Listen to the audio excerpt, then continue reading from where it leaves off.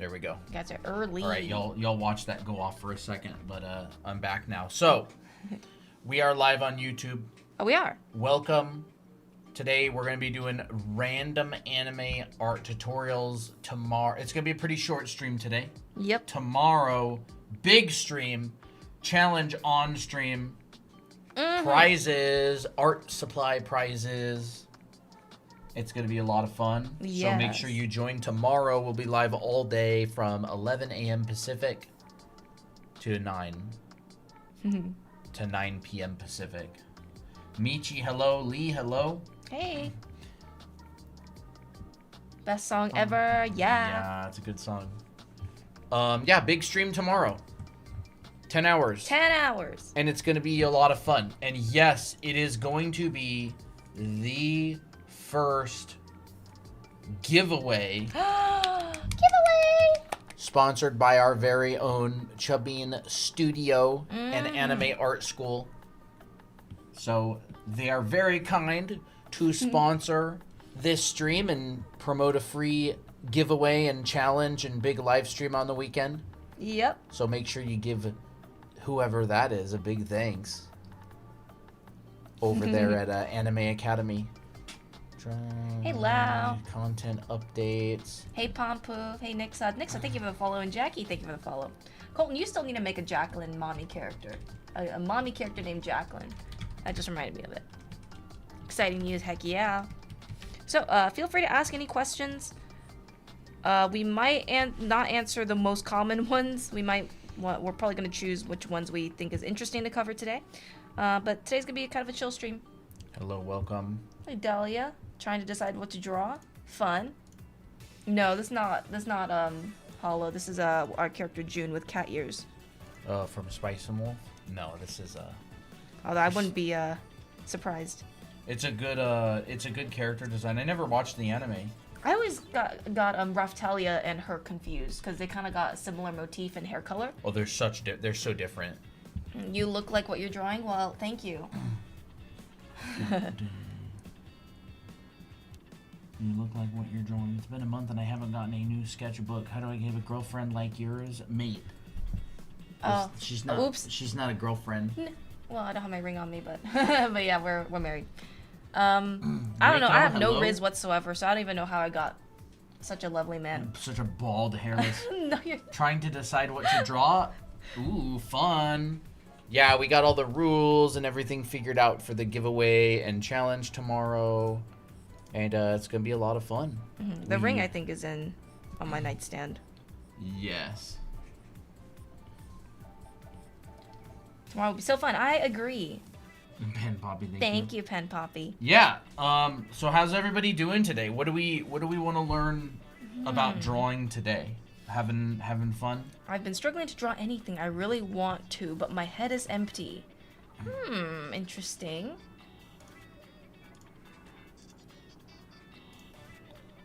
There we go. Let's see. Hey, Cran. Foreshortening. It's been so long. School got in the way. All good. Hello, welcome. Hey, Cran.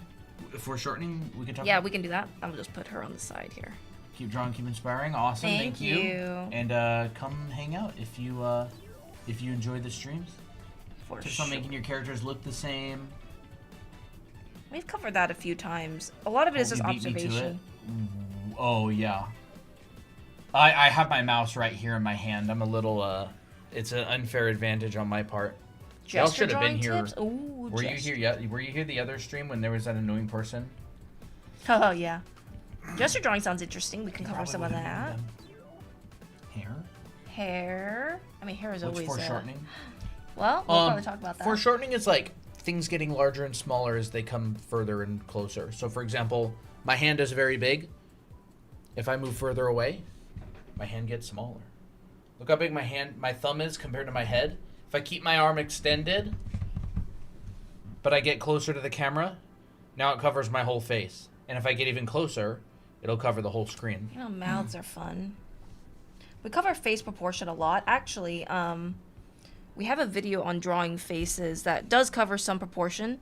You can check that out on our YouTube channel. I think it's drawing head in 15 minutes. This one right here. I cover features and stuff. So foreshortening is just perspective, basically.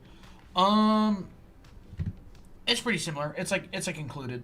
I'm sure there's some very technical definition, but foreshortening is generally like.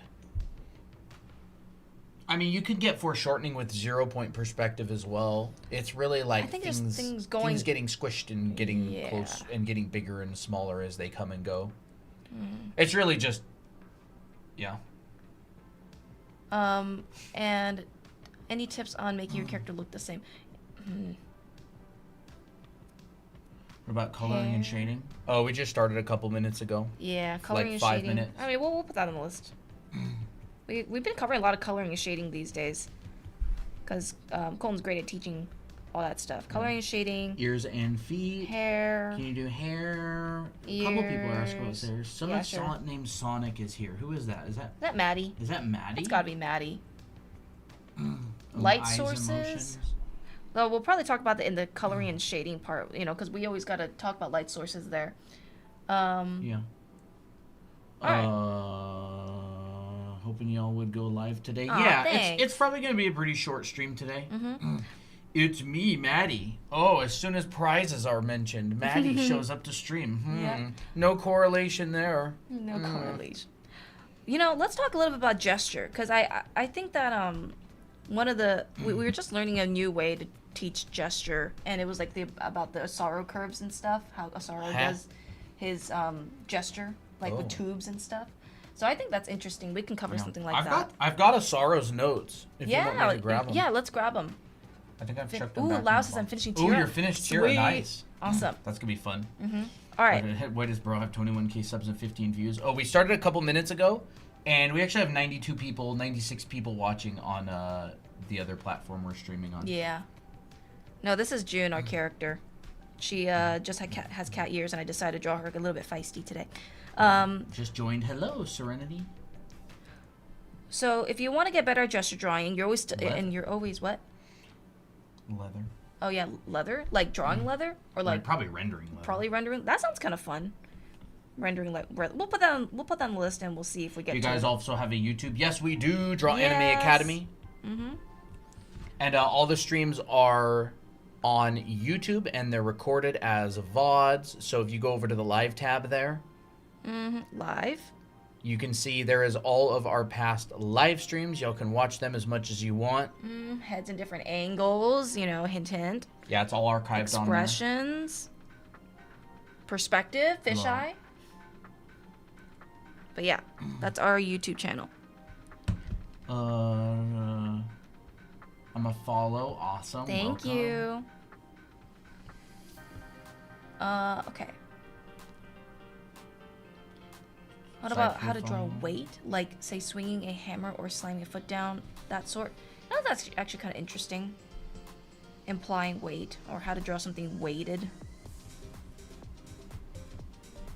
Sad to see you. Or did I say sad to see you? I read sad glitter waste, and I said, oh, I'm sad to see you. Hello, happy to see you both today. Welcome.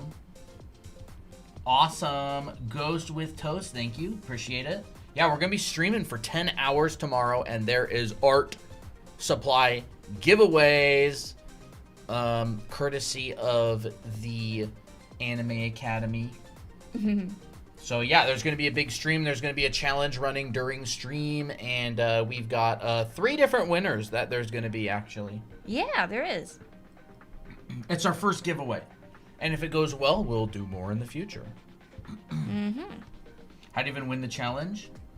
There's a couple ways to win. We'll announce it tomorrow, though. Yes. Y'all have to be here. What are your prizes? Art supplies. There's like a 24 set of alcohol markers and some watercolors and different stuff. It's not like thousands of dollars in prizes, but they're cute prizes for the artist who likes art supplies. Yeah, it's fun. Yeah, I've always if I was a kid, I would have wanted those materials, and we kind of just were thinking like, what would we have wanted, just to continue drawing and stuff. What time will the challenges occur tomorrow? So we're gonna announce it during the beginning of stream, and then the channel in the Discord server will be active, and then the challenge will end towards the end of stream, like around the 9-hour mark. And the winners aren't actually going to be announced until after stream. Yeah. Because We have to review them, and it's not based on skill, is it? It's based on creativity and Execution. skill and execution and effort. Mm-hmm. There's going to be 3 different winners. One of them's not based on skill at all. Yep. How do you draw bunny ears on an anime? You place them on 2 sides, both sides of the head, one here, and you make them long, like this. I don't know, look at some bunny ears. You know, you can make them like that, like standing up, like this, or you can make them floppy, like that. Depends on what kind you want. Hey, Junior. Hey, Junior. Yeah, announced at the beginning of stream, and then you'll be able to find them. We've actually come up with the prompt already. And it's going to be a lot of fun. Mm-hmm. But if y'all are expecting to show up and just enter for nothing, it's going to be like a challenge, right? So anybody who enters the challenge is eligible. But you don't actually have to even enter the giveaway to do the challenge. Yeah. How to utilize line weight. That could be fun. Utilize line weight. Yeah. The way that I like to think about line weight is it's a way to draw, push and pull attention. Yeah. It's like this tool. Yeah. And there's so many ways to do line weight, but at There the end of really the day, is. it's like a tool in order to direct people's attention. Mm-hmm. Are we being tricked into practicing again? Yes. Yes. Absolutely. Like, how do you add weight to line art? I mean, I guess I can answer this with this drawing here. So, what I have done to make you look at this character is I've immediately put a lot of weight on the eye. So you can notice that this is very thick. This is thick. The other smaller details are thin, right? If I want to push the curves of this character out more, like especially the side profile, I will darken it. So intensifying the drawing just by like making something darker through overlaps is great. That's one way to apply line work. Other times you can use line work to Line make weight? line weight to make yeah. interesting shapes. So like, hey, what if I want to show this curve and make it more interesting?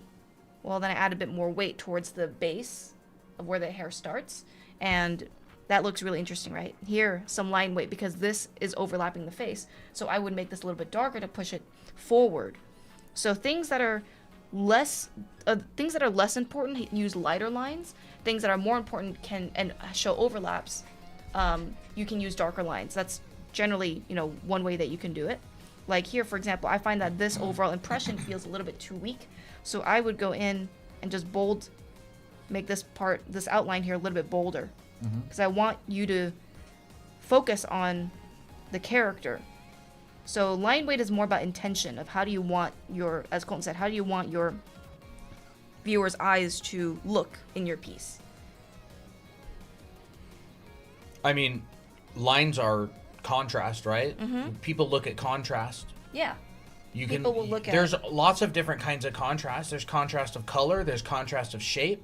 Mm-hmm. There's contrast of value, which would be like what lines do.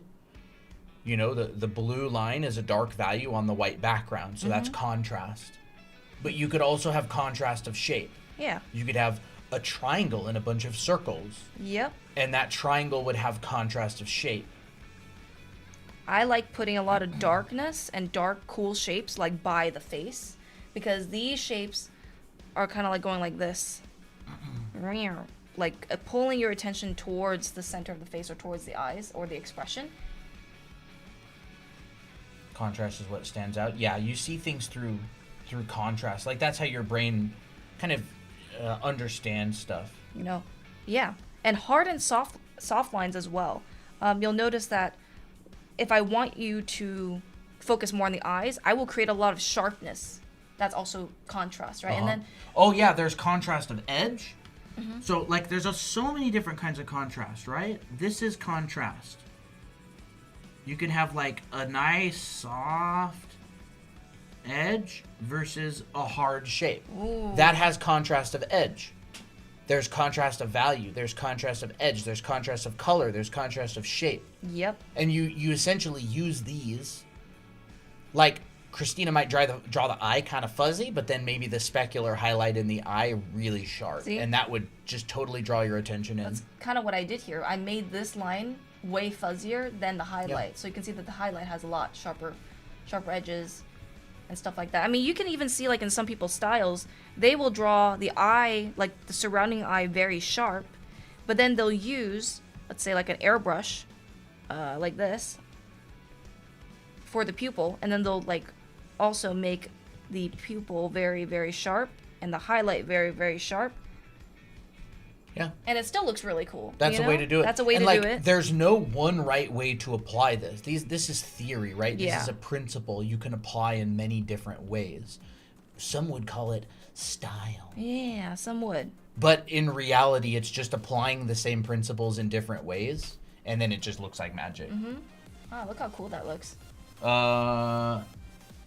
Is it hard to get into digital art for someone who's been doing traditional art? I wouldn't say so. You know, there's contrasts of shape. There's contrasts of curves versus straights. Especially in gesture, for example. Like, we were going to talk a little bit about gesture. If you're, like, looking at a body, for example, this is not the best pose, but, you know, we'll talk about it because it's a fun. Could make it. It's like a Subaru. Oh, yeah, pose. like a Subaru pose looks like. Crap. Looks like this. Yeah. Subaru's pose looks like this. Oh my gosh, it literally is like that pose. That's so funny. It's so awkward. It's such a funny, silly pose. If you ever watch ReZero, you know. So with gesture, for example, you can use contrast of curves and straights by, let's say, hey, making most of your pose really curved. So just simplifying the arms and the torso and the limbs as very, very curved, but then maybe having one leg straight. You know, that straight now becomes very noticeable because that's an impactful thing. You know, that's another way that you can do it. Where do you buy that figure? Unfortunately. I can't tell you where to buy it because you might not be able to find it there anymore. But Yeah. it is called Toa Heavy Industries by 1000 Toys. It is the 1/12 male figure. It's a Japanese. Oops. Not 1/2, 1/12. Come on, undo. 1/12 scale male. Yeah. Scale. And 1000 toys, not 100 toys. Oh, oops, sorry. And they're very price gouged, so you're probably going to end up finding one for a couple $100. You might get lucky and find one for less. The male figures are usually more expensive. Yep. But these have really good joints, and that's why we got them. Yeah, they work great. They're, I mean, if you draw a lot, if you draw for a living, totally worth it in my opinion. Yeah. So yeah, that's how I would approach line work. You know, there's also multiple ways to do line work. Like, there's people who, like, don't even use line work at all. They'll just use a pen with no pen pressure at all. It's just like one flat line, and they like to show, you know, they just either manually change the line weight or they just, I don't know what else they do. Yeah, But like they'll have 0 line weight. Everything will be 100% pressure. I'm trying to find and one. what they'll do is they'll kind of like, They'll show different textures of line. yeah. Breaking them up a little bit. They may break up the line manually with no line weight. A lot of people draw that way. A lot of Yeah. people draw with, like, it's super popular to draw with like a High-Tech C or a G-Tech pen, which has no line weight. What was that comic, Inside Mobius? Yeah. Inside I don't know. You're Mobius, the one who was told about it. I Did think. Gene tell you about it? Yeah, he told me about it. I think this is the comic name, Inside Mobius. M-O-E. I don't know how to spell it. I don't know how to spell it, but M-O-B-I-U-S. Mobius. Let me look. I don't know exactly. M-O-E-B-I-U-S. Moebius. So this person uses a pen with no line weight whatsoever, no pen pressure. So very, very like evenly textured or evenly shaped lines like this.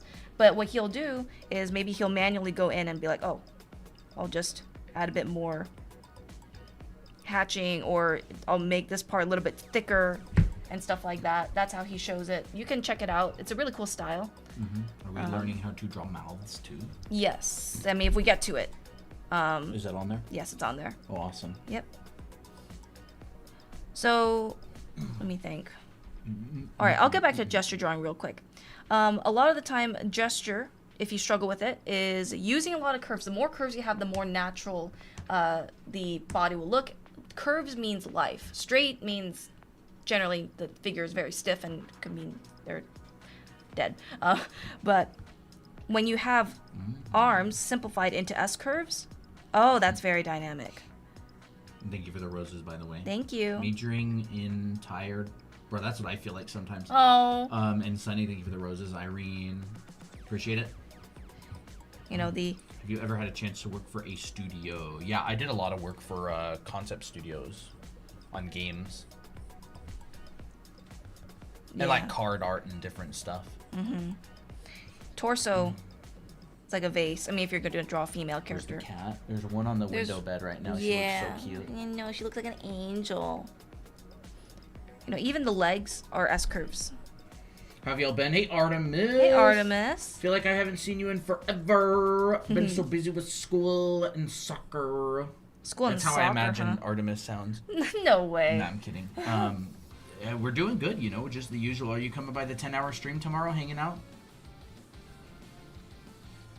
Where does he draw on? We switch seats. Yeah, we switch seats. So this is an iPad Pro 13-inch. So you can see that everything is just curves. I have no straight lines whatsoever, and automatically it feels very Curve equals flowy. feminine. I don't necessarily agree with that. No, not always. Curve equals dynamic. Curve equals dynamic. I mean, like if I drew like a guy's body, you know, I can also use curves. I'm just changing the body shape, like broader shoulders, narrower hips. It could still look like a guy's body especially if I add also muscles and stuff. Should I draw like perspective? Perspective. You want me to add that to the list? What kind of perspective do you mean? Going to New Jersey with my friend. Ooh, that's fun.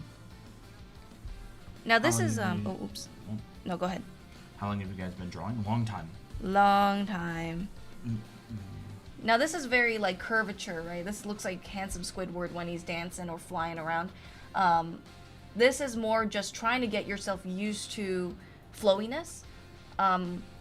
If you want to add more straights, totally fine. In fact, You mean like 3/4 looking down at characters from above type perspective? We could talk about that a little bit if you want. Yeah. What do I write for that? Assuming that's what they mean. Where is that comment? It just says top. Okay. I don't know. Is that what you mean? What's your brushes? You can get this brush absolutely 100% free. Here you go. You can type that in your browser, drawanime.com. It's going to be the green button. It is totally free. It'll work in Procreate, Photoshop, Clip Studio. Anything that accepts an ABR file. Learn 1.2.3 point perspective for backgrounds. I don't know if we have time to cover 1, 2, and 3 point today, but I do have a video on our YouTube channel that covers all of those. It's called Learn the Fundamental. What is it called? Learn the fundamentals of Art in 2 hours or something. Yep. It's basically a speed run in a bunch of different things like perspective, rendering, color theory, and you get the basics of it. If you want to check out our YouTube channel, Draw Anime Academy. I made a video a while back that covers a bunch of perspective stuff. Draw Anime Academy on YouTube. That is our channel. It's the heck is it? So go subscribe, please. Please. Where the heck is that stinking video? Here it is. Complete Beginner Art Fundamentals Course 2024. Yes, we do forgot have a to update Discord. the title. It's right there. It's that That guy. guy was sweating. The meme. The sweating guy. That's it. It's it teaches a lot of perspective. You got Discord? Yes. Yes. It's on that page. It's on here. Drawanime.com. Drawanime.com. You'll get our- linky on our profile as well. Yep. The Discord invite's on that page. There we go. No, I had to lower that a little bit Oh. because the sun was getting through. So yeah, I mean, for me, whenever I try drawing with gesture, I find the main overall like line of action for the pose, and that can either be a C or an S curve. To draw someone sitting crisscross with their elbows on their knees. Elbows on their knees, huh? Chests. chests. You mean like the upper torso or specifically the front of the upper torso? Do you mean like they're sitting crisscross? So I would say first draw your torso and your legs first. Just figure out how the legs are positioned in perspective. Which leg is crossing over which, leg. Usually there's one in front, one underneath. And how do you want the elbows to be placed? Do you want them to just be resting like this? Or do you want them to be placed like he's thinking like that? If that's the case, you would have to lower his torso even more because his arms got to reach. He'd have to hunch over. He'd have to hunch over. Or the knees would have to come up more. Yeah. But if you just want them resting, you can just have him slightly hunched over and his arms like this. Izuna says, hello, I have a question for the giveaway tomorrow. Will you do the giveaway with the signed books that I have said you can give it away? I totally forgot about that. Yes. Totally forgot about that. Thank you for reminding us. Yeah, we'll do that tomorrow as well. So now there's going to be 4 prizes instead of 3. Ah, that's great. That's a lot of fun. Thank you, Izuna. Thank you for reminding us. Yeah, that's perfect. And I would not even focus on any anatomy at this point. I'm just focusing on where are the limbs, what leg is crossing over what, and it's very, very simple. Just simple bean, simple flour sack, stuff like that. Yeah, we got some of our books right here. Yeah. I heard Michael Hampton is a really good gesture method. Michael Hampton's great. He teaches a very, very good class. Yes. So it's very standard figure drawing. What Michael Hampton teaches is basically industry standard. And he didn't invent it, he just teaches it, but I think he teaches it really well. Fantastic teacher, super nice guy. He has a great YouTube channel. Studied his books a lot. Yeah. I would definitely recommend subscribing to that guy's YouTube channel. It's great. And he also teaches live classes as well. Through, I think, Brainstorm. Yeah. It'd be kind of nice to take a really hardcore anatomy class sometime. Yeah, but that would be like a Ray Bustos type. That would be a Ray Bustos. Like a Ray Bustos or something hardcore. Yeah. Michael Hampton doesn't really teach hardcore anatomy. He teaches figure drawing. Yeah. I mean, we teach it too in our book and also in our classes. Let me go find it. Yeah. So here, this is just some references from our book. If you want, you can take a screenshot. Unfortunately, the page is going to be a little bit cut off. But yeah, here it is. Here's the back as well. If you want just a quick little reference guide. Y'all. So, you see someone squatting with their thighs above or equal to the navel. Their thighs. You mean like their knees pulled up to their chest type thing? Squatting with their thighs above or over the navel. Okay, now the question is, are they wrapping their arms around their knees? Because that would be that's kind of interesting. You mean like an L type, like from Death Note? Like he sits like that kind of, right? He sits like this. I've seen that's like the L pose. I don't. Their thighs above or equal to the navel. I think this is all I can imagine. Like the Slavic squat type thing? Probably. I don't know exactly how their arms are supposed to be positioned, but this is what I have in my mind when I hear squat, and their legs are quite tucked into their... I never was able to get my heels on the ground. I always have to go on my toes. I have to go on my toes, or else I'm going to fall over. I can never draw poses of people leaning forward from front view for some reason. Oh, that's hard. I can tell you right now, the exact reason is because you kind of need it to look like a burrito that you've tried to set on end that's like sagging over. A burrito. Yeah. Yeah, like you try to set a burrito up and it kind of goes like this. That's funny. Draw pose of people leaning forward from front view. Yeah. So yeah, you would see like your clavicle. This gets really, really foreshortened. And if you're drawing like a girl, then the chest would be covering the torso a lot, and you won't really see much detail, or any abs. Mm-hmm. And then almost immediately you would see, the pelvis and the leg area. If they're leaning over and stuff, and also the shoulders also hunch over, so they even twist towards the front, so that even narrows down. So it is hard. It is very hard. I'm learning how to build my Discord from Colton. Huh? Huh? You mean like You from mean our from our Discord server? we had someone build that for us. Yeah, I hired someone on Fiverr to structure our Discord server, but I paid attention to how they did it, and now I know how to do it. So like if someone's leaning over, you wouldn't really I mean this if this is a guy, you'll see their pecs, right? Their shoulders, if they're leaning and their arms are on their thighs, that means their shoulders are going to be really closed in and actually angled downward, so that helps as well to just kind of feel for it. I can't draw it perfectly, but this is kind of the main gist of it, right? I mean, you don't have to draw the legs like this, but maybe I'll draw them kind of straight. Yeah. You could essentially do anything with the legs. You could make her, like, crawling on her knees. Yeah, that's true, actually. You could have her, like, standing. Her hands wouldn't be there if she was on her knees, but the arm poses are... Yeah, that's good And I have one in front of the other. This one goes back. And it's kind of really hard to see what's going on, but Yeah. you can see that they're on their knees and crawling. Because if you put a ground plane, the knees are touching the ground, the hands touching the ground. Mm-hmm. By the way, if you are new here, we do go live every week, teaching art, hanging out, having fun. We teach a lot of different subjects: perspective, rendering, anatomy, hair, Yes. eyes, faces. We are going live for 10 hours tomorrow. There's going to be a challenge going on stream tomorrow with a giveaway, and anybody can enter. Or I should say it's free to enter. You have to draw a picture, and it's a lot of fun. We did a challenge the last time we did a big stream, but there was no giveaway, and this time there's going to be a giveaway of art supplies.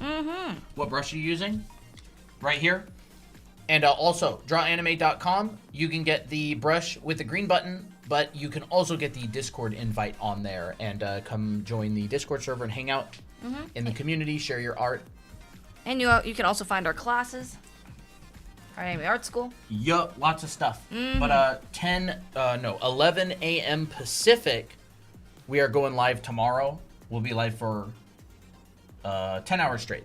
Yep. And we'll be hanging out all day. Lots of OC drawing your guys' OCs for free. Having a fun Watercolor. time.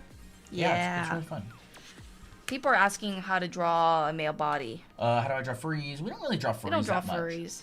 But there's so many like levels of kind of like furry stuff. There's like on the right you would have like human anatomy. Humanoid. And on the left you would have animal anatomy, and it's kind of like a slider that you can go really, really humanoid or really, really animal-like.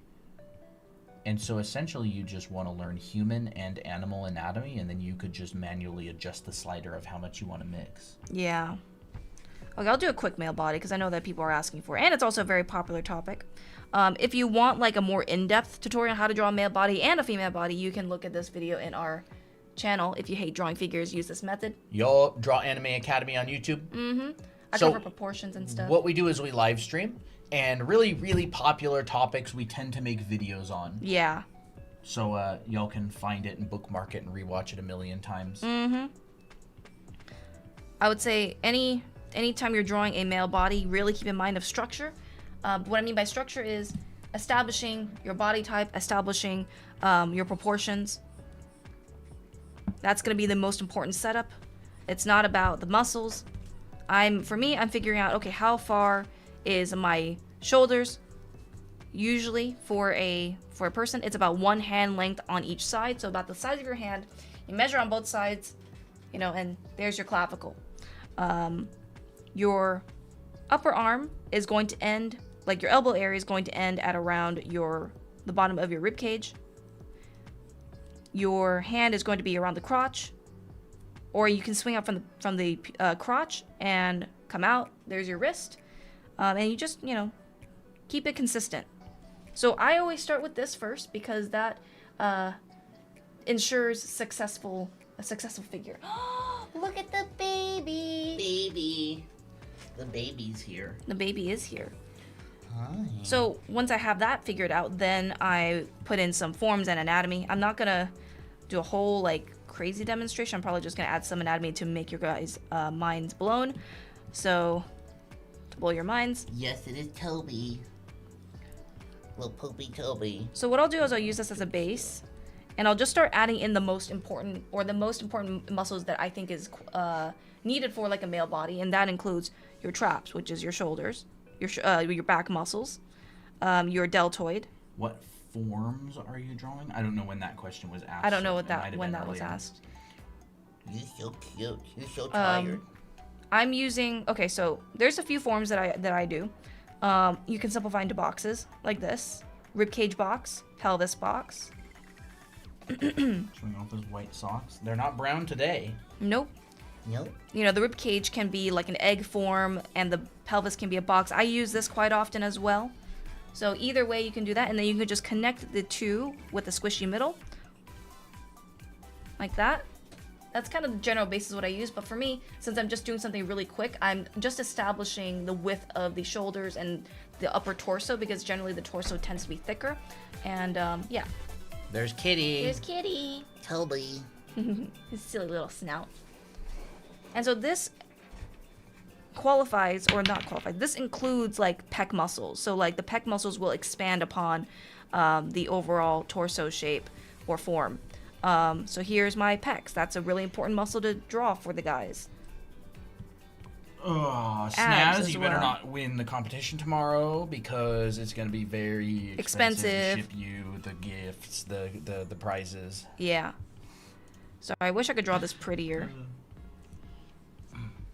But we'll do it if we have to. Welcome, son, Snaz. And here's your obliques. Cat is hiding from the fireworks. Very fun.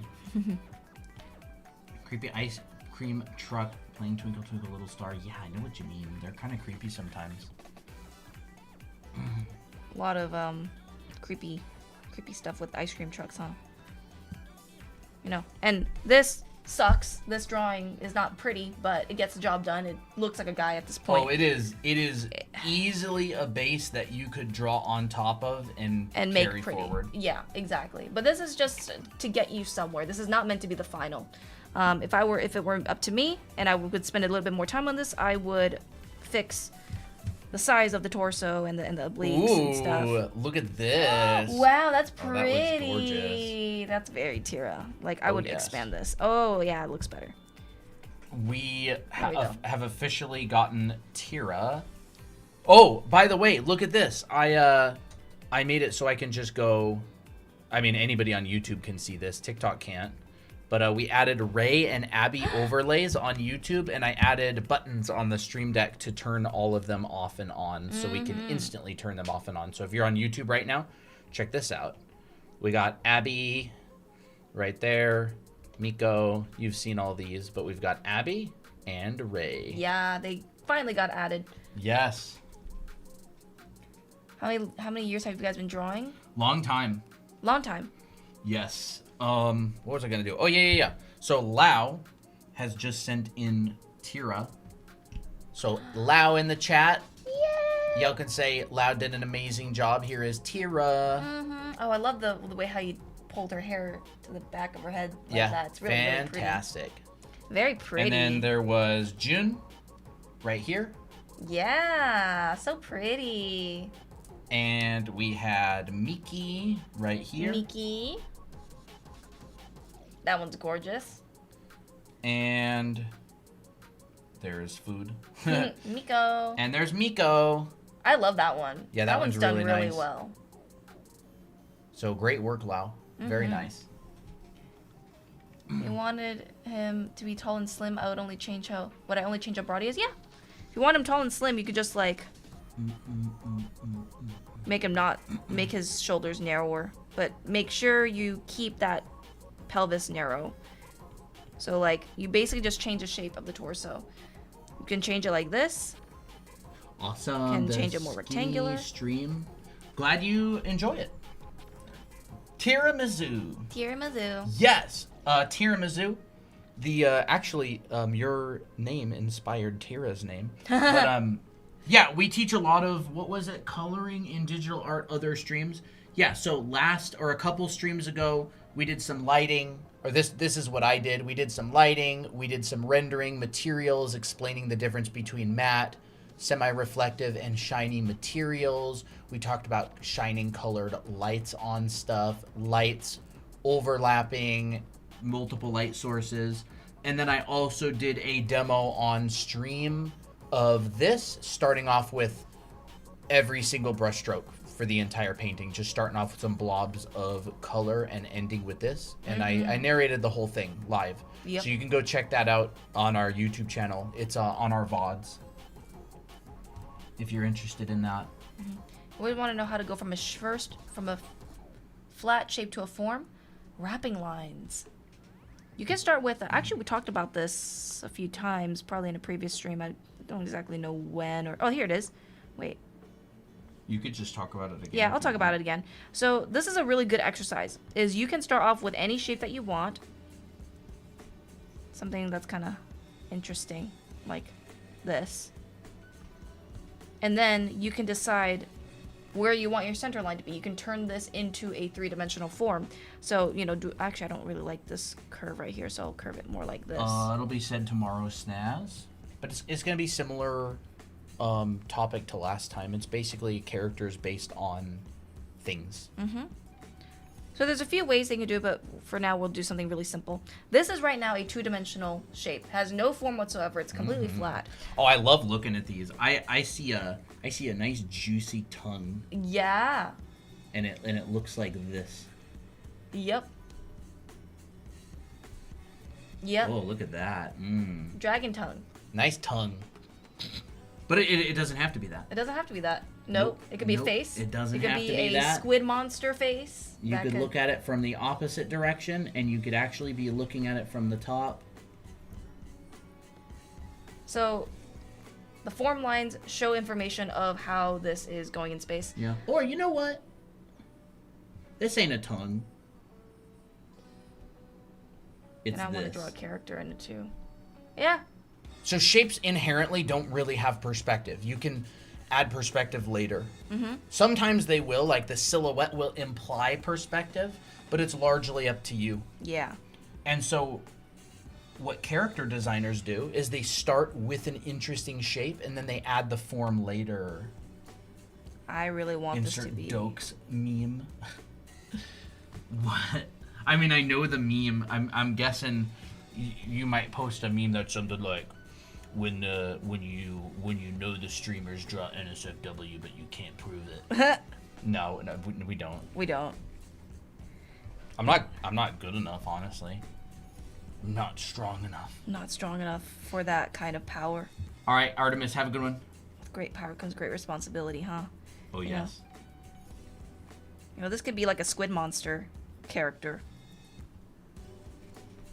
So, like, you know, these can have wrapping lines, which, you know, shows the form of the cylinder. Mm-hmm. You're not helping our case here. I'm sorry. But I just had a really cool idea and I wanted to draw it, you know, but I'll make it gross so it's not, like, super sus. That's even more sus. So we'll combine, like, a squid and a skull. How about that? And we'll make it, like, a horror theme. Oh my god, I got attacked with those comments. Look, you do what you gotta do to pay the bills. I don't have anything against it. Some of my best friend. My best friend. How do we get to this from topic? School. I don't care. It's not like it's illegal. It's not like it's... Yeah, it's not. Technically. And then... Should we make him kind of goofy? Or should we make him kind of like... Like the cat. Yeah.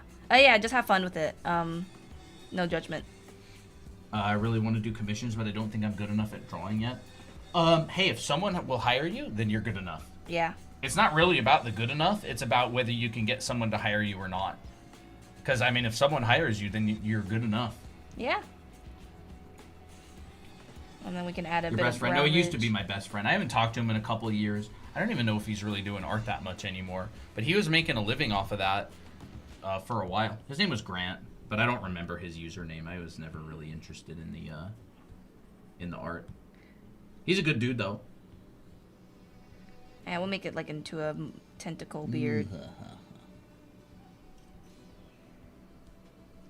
Oh yeah, you could cook them up.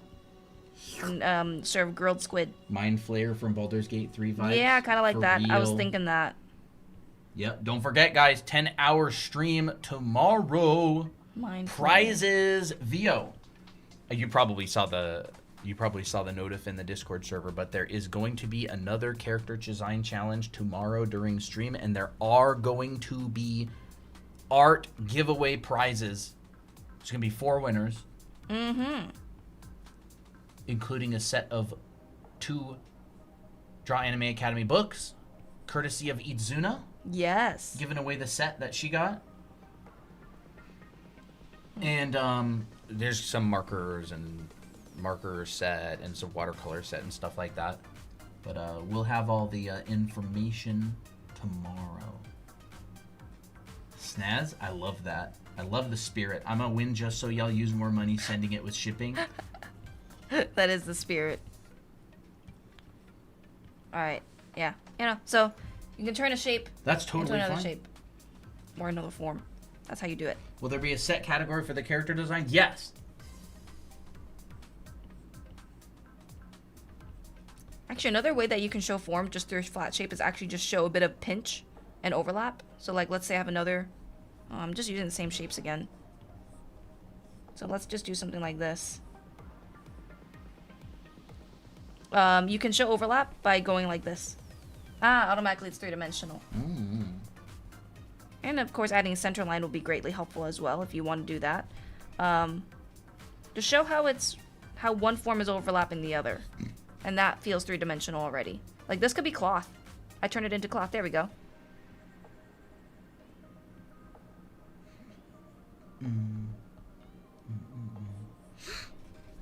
You could start on the opposite end of the spectrum. If I know I would have to start cheap before getting expensive. Nah, some people start expensive. Mm-hmm. Exclusive. Oh, fun. I mean, it's not like it's easy. How I join the Discord, you can go to drawanime.com. Do you want to write that on the top, or did you already? I'll go up here. Drawanime.com. And you can also get the brush, by the I way, gotta write this neater. found. And OBA, you can get the brush and Discord invite on this page. Do not Google. Do not Google. Just directly type this into your URL address bar. I cannot tell you the amount of people who've accidentally joined the wrong Discord server asking for us. And they probably hate us. I don't know. I've never been in that one. There's apparently another anime drawing Discord server that lots and lots and lots and lots of people find thinking it's ours, and then they're in there complaining, "Where's the brush? Where's the brush? wee, Oops. wee?" Yeah, so just type drawanime.com in the URL. Not on Google. Okay, so here's the squid. How do those guidelines in the face that curve like an arc work? Oh, do you mean like the zygomatic arch? Which one? I don't know. What lines in the face? How do those guidelines in the face that curve like an arc work? You mean from the ear to the chin, or just across the face? Yeah, I'm Anime Academy scammed me. Here's the squid. Squiddy. Squiddy. Also, what time is the stream starting? 11 a.m. Pacific. Top of the ear to eyebrow? Do you Top mean of like the the ear. temple? I don't exactly You know. mean the side plane of the head? This part right here? This part? Right there? Or do you mean this one right here? That's not really a curve. That's more of a straight. You mean Yeah. this one? There's a bunch of rhythms in the head. Yeah. There's like the temple area, which, you know, is the head is kind of chiseled in a little bit flatter. And then from the ear to the jaw is the zygomatic arch. And this connects to kind of like the chin area. Yeah. And this combines like your cheekbone and also like your, the ball of your mouth and stuff. Curve like a rainbow? I don't not really know sure. what you mean, unfortunately. It's kind of not very descriptive. But,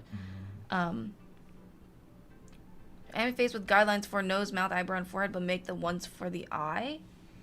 Hello, welcome.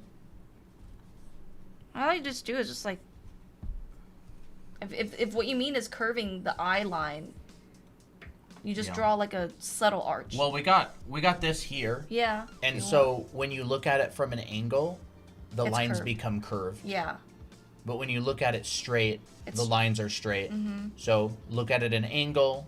So like the face is curved, right? It's like very round. And the face and the head is very curved. So if you see wrapping lines go around it, it's generally just, showing that spherical form of the head. Mm-hmm. I mean, you can show these guidelines, you can either show them like this, where you're kind of looking down at it, or you can go a little bit above, which means you're looking up at it a bit. So yeah, we got a few more topics, huh? Yeah, I mean, if you draw like a circle, oops, what did I just merge down or something? It's probably fine. It's fine.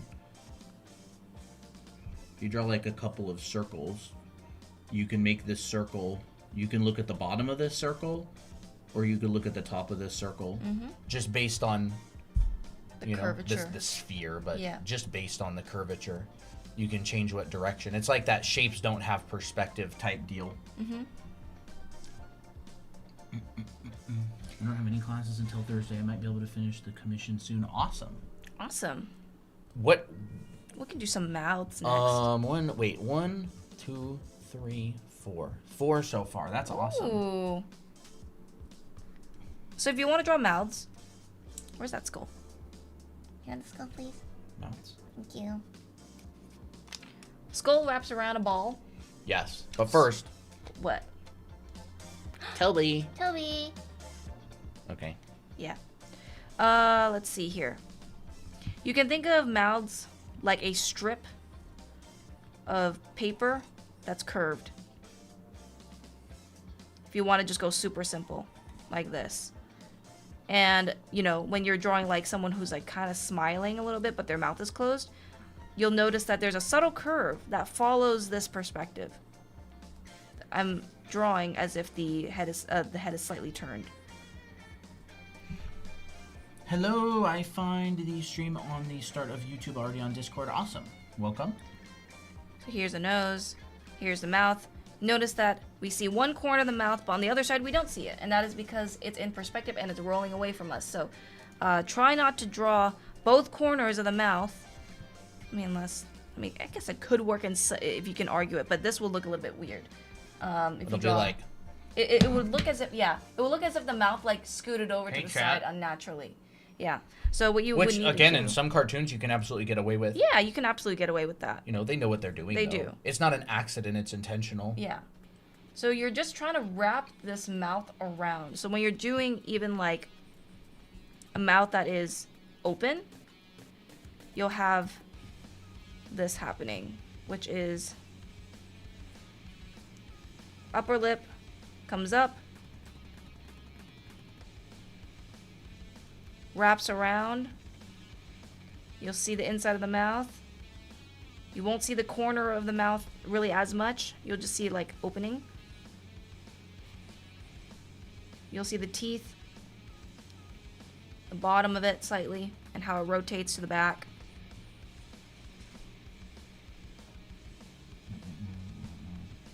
Let me think. It's almost like trying to show a wedge or something like that. Let me try to think about how to explain this. What's coming up? Mm-hmm. What I like to do, depends on the angle, is sometimes I'll just draw a shape like this. Like if I'm drawing like an open mouth shape for an anime character, it looks like this, and then I'll just fill it in. Teeth, tongue, bottom row if applicable. If that's part of your style and you want to show it, totally fine. When you're shouting, it'll kind of look a little bit squarish rather than a complete rather than like an oval. Right? You don't scream like this. It's the corners of your mouth. Yeah. The corners of your mouth open like kind of more like a rectangle, like a very rounded rectangle. So in its simplest form, it looks like this.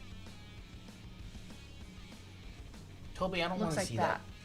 booty hole. Butthole. Put that tail up there. So this is this, but just rounded, right? And then you'll see the teeth. Wraps around a cylinder. Wraps around a cylinder. Here's your tongue. And a little bit has to do with a bit of foreshortening as well. So you can try that if you want. Look at him. He don't even realize that he's the one that's subtracting IQ points from the group. Oh, you're He's talking just about so cute. Actually, I do cover this in here. That ribbon, like curved ribbon thing for the eyes, right in this video. How to draw both eyes at any angle. Yeah, that video covers it extensively. It talks about symmetry. Talks about drawing the heads and eyes at different angles and stuff. It's just another way to show perspective in the face in a simplified way. He's so cute. But yeah, there's some mouths. Hair. Yeah, we can cover some hair. Ears and feet. Hello, Abigail. Hi, Abigail. 10-hour long live stream tomorrow, by the way. Just letting you know. Wink, wink. And with when we're starting, Abigail, you should probably be able to see a lot of it. We're starting it. You're in like Europe, right? Were you guys like 9 hours ahead of us or something? Something like that. We're starting at 11 a.m. So the stream's unfortunately going to go through the entire night for you probably, but you'll be able to get here you'll be able to start watching the stream early.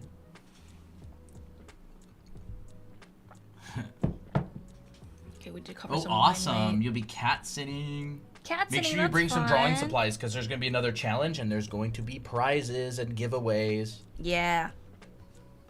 All right, we'll do some ears and feet really quick because those are just like little simple things. They're not simple, but you know, we can cover them quickly.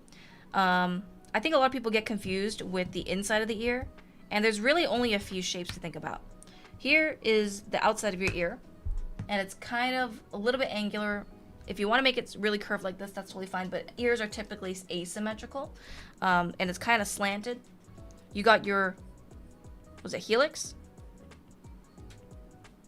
Which ends and fades away up to here, and this is where your earlobe starts. From this corner, this inside corner, is your tragus, which is a little hard piece right in here. This is the part where people get really messed up in, and this is your antihelix, which is this kind of like Y shape that goes into the ear hole. So it fits in this upper section right in here, and it's just mimicking this curve. Time and country. Yes, sir. I'm kidding. It's 6:08 p.m. and we are in the States. We're about an hour into stream. Yeah, so that's how you draw an ear. You know, you can make this a different shape. Like if you wanted to make it like an elf ear, you just push the shape to a point, make it a little bit longer, but the anatomy of the ear will still be very similar. Here's your helix. Maybe the antihelix will be like way longer. Here's your tragus. Here's your earlobe. There's an elf ear. And these are all forms, by the way. So if you needed to light these, you could do it because these are cylindrical forms. And we all know how to light cylindrical forms. Do we? Absolutely. Assuming... you guys watched our previous streams? Assuming y'all have been keeping up with the streams. You know, some people have really long earlobes like Buddha.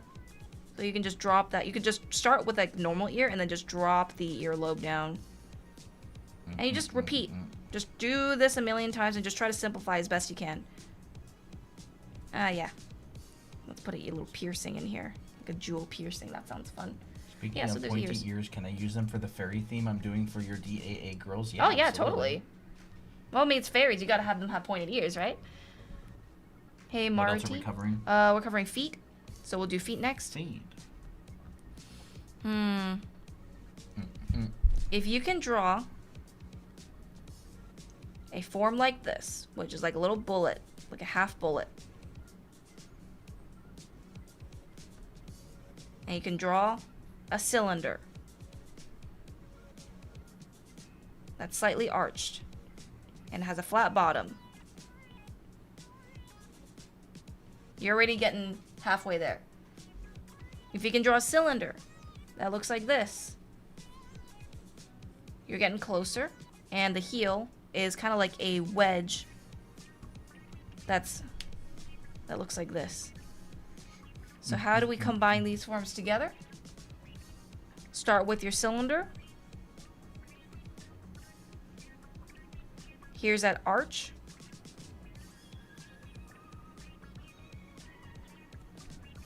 This is kind of like your, I guess, your tarsals or metatarsals. I don't exactly know which one. Here's your toe box.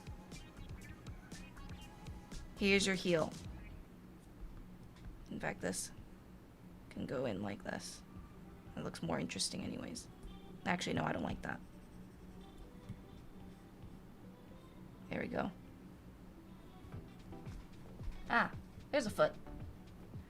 If you see that there's like a higher arch, this is where the big toe comes out. Mm-hmm. And then the rest of the toes curl in.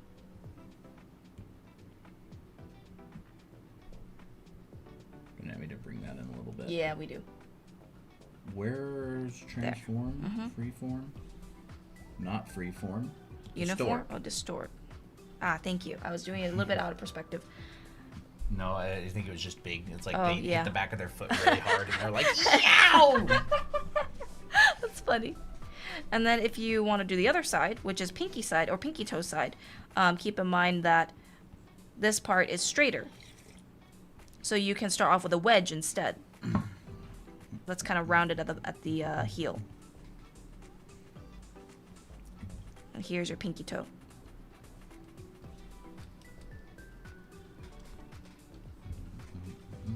This will be arched and leaves room for the rest of the foot. It's kind of hard to draw fast, especially when it comes to feet. So let me just go in and do that. What I like to do for the toes is simplify them into this one blocky form, like that, and then I just fit the toes in. That's what I do. I struggle fitting the toes in there. Let me think. Is there a ratio? I think... So from the top view, your toes look like this.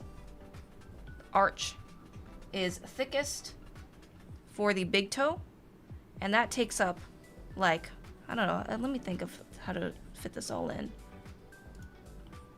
What if I divided this in half and try to find the ratio here? Sometimes we gotta figure things out, right? You can probably divide, okay, so 1, 2, 3, 4. It's not really 4 equal parts, but you can try to divide it into roughly 4 parts. 1/4 of this, maybe a little bit more than a fourth, is your big toe, and then the rest is your little toes. And your little toes, the pinky toe is the smallest, and so that kind of likes to hide behind the rest. So your middle toe, no, this is like your index finger. This is your middle toe. This is your ring finger toe. Ring finger toe, like your 4th toe. And then there's your pinky toe. Mm-hmm. It's kind of like that general... It's a general breakdown. You know, everybody's toes are different. Some people's toes are really long. Some people's are really short. It's like a general breakdown. I've actually noticed that some toes even look like this. Yeah. They're like mini fingers. They are. Yeah, Your toes look like that. I drink my morning coffee with my toes. I just grab it like on the handle right here. Yeah. And my toes literally go like this. They're not necessarily equal sizes. They're more like approximate, because it's kind of hard to divide this into 4 equal parts. It's just more of like a way to try to divide things. So yeah, we can just try it out. Draw a foot from the front, or from front toes. Are they just circles? Is that what you're asking? They kind of be like overlapping. They kind of be like, oh yeah, they would be like overlapping. Overlapping capsule shapes. Always think about that foreshortening. Mm-hmm. Actually, the author who did Naruto, he said he likes drawing toes, so he always draws. He always draws his characters in sandals. And actually, I think he has pretty good. Like, the way you looked and side-eyed me, it's hilarious. So I mean, you can even look at the way how he draws people, or draws sandals and feet from the front. It kind of looks like if you took a box and you faced it slightly downward like that, but you just rounded it and kind of smushed it like this, and you added the toenail. That's what a toe looks like. And it's you would just show the front. Just remember, these are 3-dimensional forms. Yeah, it's hard though. It's hard. Yeah. And the joints are also in different sizes, It so is. like, kind of looks like this. It's really hard for me without a reference, unfortunately. But I'm kind of going based on memory, which isn't necessarily what I And recommend like you to toenail, do. by the way, toenails and nails in general kind of look like this.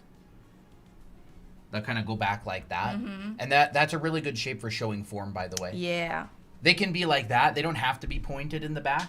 A lot of people break them down as pointed in the back, not pointed, but like kind of quickly curved. A lot of the time they'll just be more like rectangles. I mean, if you look at cartoons, how they do hands and feet, they'll vary them so much. The shape so much. Yeah. You know, some toenails. Why are we talking about toenails now? It's just because I'm getting into a bit of the zone. Some toenails will be flat like this. Scary looking toenail. And then some toenails will also be curved. Mine are curved, and they don't hurt for some reason. Christina's toenails go like this. Yeah, they do. That's what her toenail shape is. It like grabs her toe and like, it's literally like this. Like that. I'm not letting go. And you need it too, because you slam your foot into stuff and your toenail comes off. Yeah. Maybe it's survival. It took so long for your toenail to fall off because it was just like gripped on for life. Story We time? need like a comic of Should that. we do like a story time? So basically what happened with my toenails are not flexible at all. They're very brittle. they're not brittle. Brittle. Well, Stiff. they're very stiff. They're very like hard. They're like stone. They're like stone. Yeah. They're so not they're flexible. They're not bendy. You can't bend them easily. Mine are very bendy. So like when I jammed my toe accidentally onto a stone, and normally I feel like some people's nails will go flying. Now this is kind of graphic. I'm sorry. Some people's nails will go flying because they're very flexible. Yeah. Mine. Wow, this is kind of painful to draw. Only lifted because it was so sturdy on there. Yeah, it kind of went like this, right? So let's just say that this is Christina's toe, right? And this is, let's just say her toenail is like this. So her toenail, when she kicked that rock, went like this. It curved and it went like that. Yeah. And remember, it's like gripped on, so it doesn't want to come up. Yeah. So luckily I did not lose my toenail, but it did hurt. I can it... feel it. That's the intention. Yeah. That's the What intention. good is a story if you can't feel it? Yeah, that's true. Luckily it did not get infected at all. In fact, it only hurt. Nope. It hurt when it happened, And then it's after pretty that, much it didn't. all really the way happen. grown out. It's all the way grown out. Yeah. It is grown Everything. out, but there's still like these aftershock ripples in her toenails from like, because you know, like you lose your toenail and then it grows out, but it's Yeah. kind of like waves. It's like an earthquake, right? So your toenail comes off, the new one grows in, but it's like lumpy and it kind of gets smoother and smoother over the years. Yeah. I lost my toenail before, but it grew back. Yeah, exactly. As long as your nail bed wasn't damaged, it will grow back. Yeah, this is like visual library stuff. Yeah, It's and it has to happen through science. pain. It had to happen through pain and experience. Yeah. Oh, you know, Most things, artists, right? Most things do. Yeah, most things do. Anyway, so that's a Hydra feat with a horror story involved. So yeah, let's see. Hair. Well, hair is always popular, right? I'm gonna talk about some hair.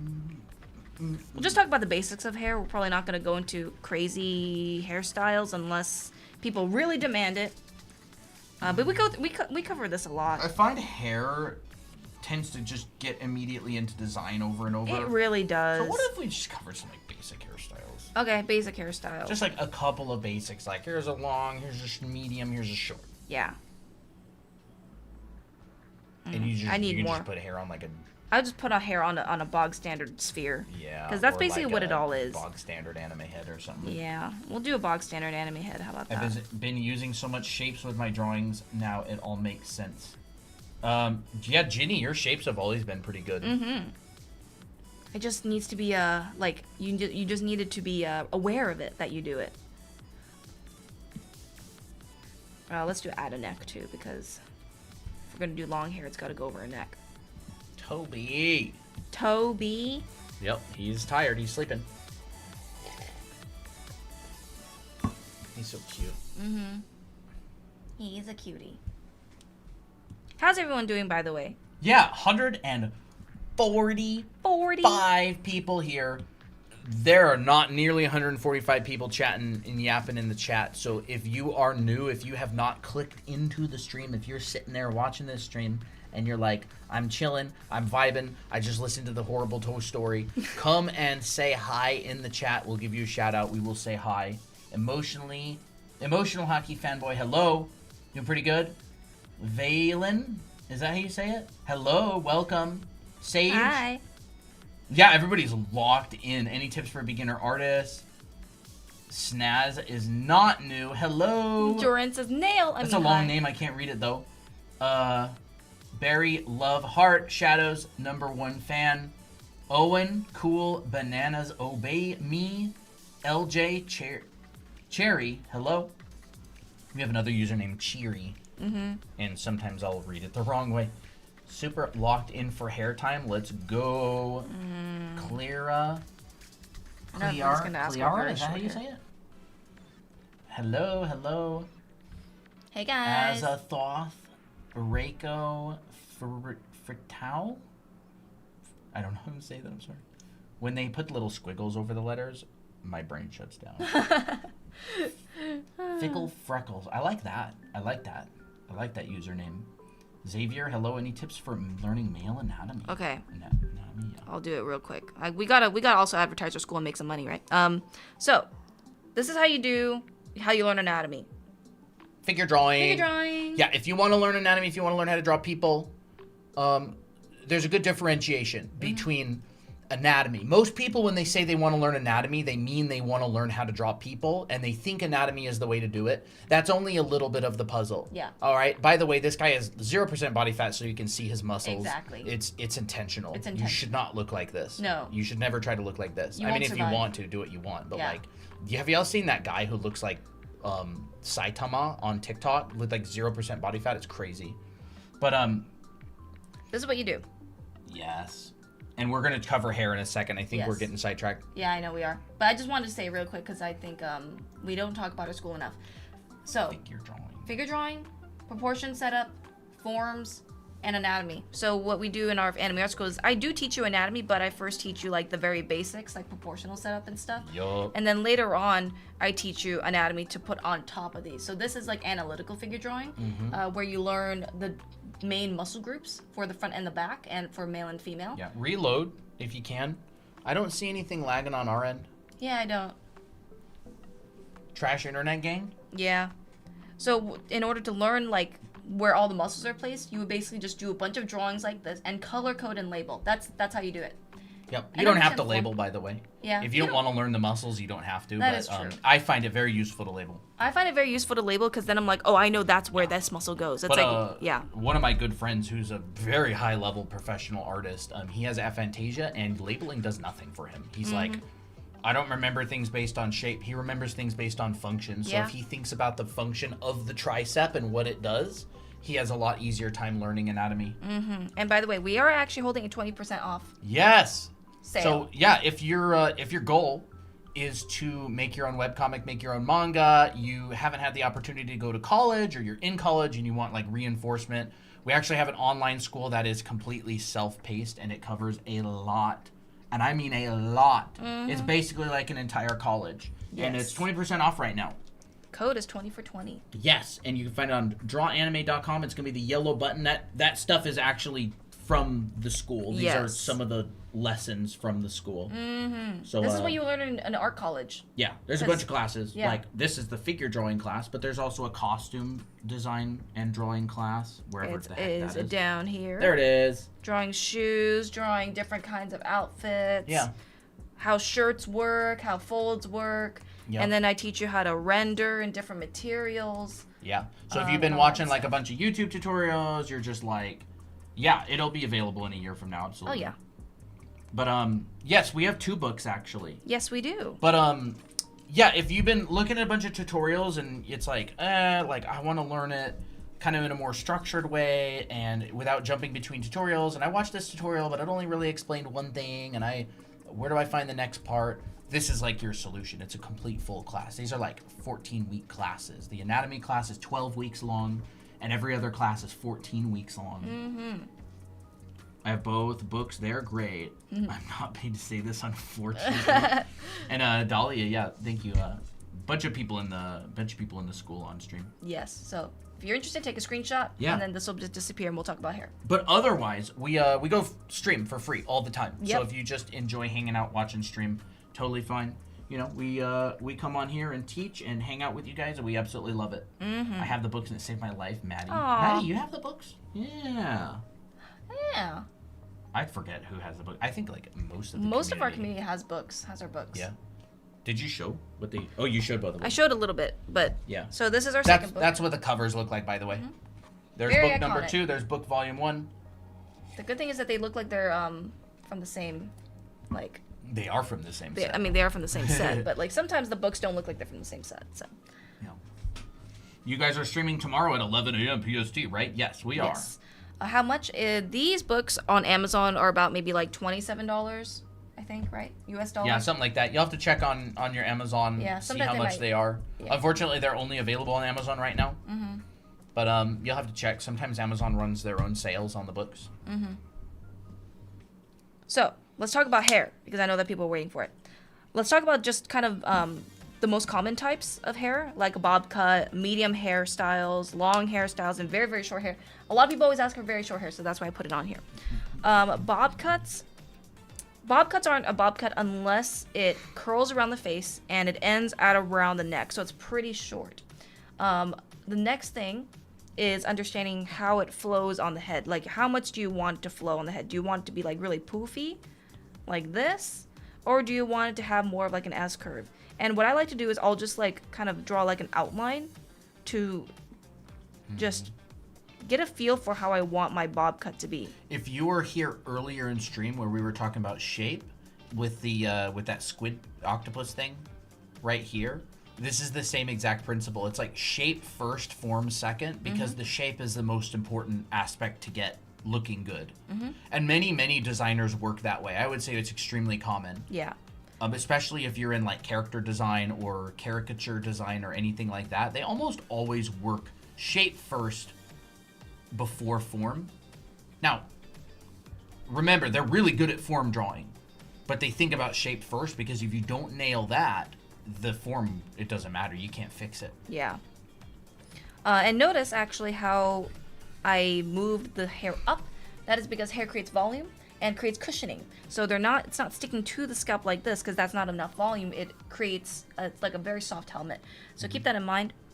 And the hair likes to sprout like this. It's like a little radish. Comes from scalp and it comes out like that. And you'll do that for a lot of hairstyles. So have your initial gesture of your hair, and then just make sure you follow that. This is where you can then start to break up the shape and also design, like, what bangs do you want? Do you want your bangs to be straight bangs like this? Totally fine. That works great for a bob cut. Or do you want it to be a bit more side parted? Whatever is up to you. If you want it to be a bit cuter and more styled, you can make it even more curled. So I'll show you like a very, very cutesy version of it because I like cutesy, but you can curl it like this. So really you can up the curvature a lot and have it feel like it was rolled in one of those curlers, whatever those things are called. And this is basically just a compound cylinder. Or this is basically just like hair wrapped around a cylinder. You can just imagine a cylinder underneath of it and just follow that form. And then you can just start parting these hair clumps. Look who's here. Look at the lemon jack. It's Applejack. It's Big Back Applejack. Mm-hmm. Kind of makes the hair feel older. Oh, yeah. Hi. I know a lot of vintage hairstyles had this kind of vibe to it. So yeah, and then you can decide where's the front of your hair. Do you want the front to be over the ear, or do you want it to be behind the ear? Like, do you want some hair tucked back? You know, it's all up to you. As long as the length is around the neck and it's curled in, that's kind of how short hair likes to respond. What's going on behind those silly little eyes of yours? So I always like to make sure, here's my front side, here's my back side.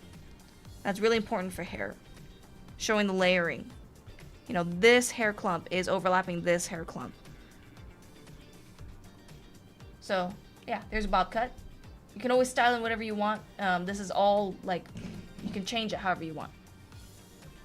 What pen do you use? Do you mean brush, or do you mean, like, my actual, like, stylus? Look at him. He's so cute. Oh, you're looking directly at the camera. He's looking divine. You look so absolutely handsome. fantastic. Oh, today, we could give him a Applejack. little bow. He'd be so cute with the bow. That would be humiliating. But amazing, because it's cute. Okay, he doesn't like that very much. All right. Do you want to go snuggle with Toby? Mm-hmm. Here. Yeah, you're so Okay. big. Let me There you go. let me move this a little bit and make these a little bit smaller. There we go. So here we got a bob cut. Now let's do a medium hair length. And medium hair just means like around the shoulders, a little bit below the shoulders. Uh-oh, And Poppy's this still can in bed. be no. He No, wants to sleep do where not- Poppy's at. Do not disturb the princess. She's like so comfortable, and he's like just about to rain know. on her party. For those who don't know, we have 3 kitties. Yeah, we do have But two kitties. the tortie Poppy is a little particular about who snuggles with her, Yeah, aka nobody, yeah. except people. She's Except fine people. with She's humans. fine with humans. She's just like this peasant is trying to get into my bed. Mm-hmm. So medium hair, if you want to go for more of a wavier texture. I'm kind of covering different kinds of texture here. Medium hair has layers, and just make sure that your length is around the shoulder length. That's medium hair. Keep that length. As hair actually reaches towards the end, it tends to get a little bit curlier. And I think it's because of the gravity. Like, hair, as it's being pulled down, kind of gets a little bit straighter. But then as it gets older, longer hair tends to be towards the bottom is older, so it tends to frizz up a little bit more. Do we do tablet reviews? No, we haven't. Unfortunately, So this is what happens. we haven't really spent the money on buying a bunch of different tablets to try them out. Hey, if you want to contact Huey on an XP Pen to send us some tablets, we'll review them.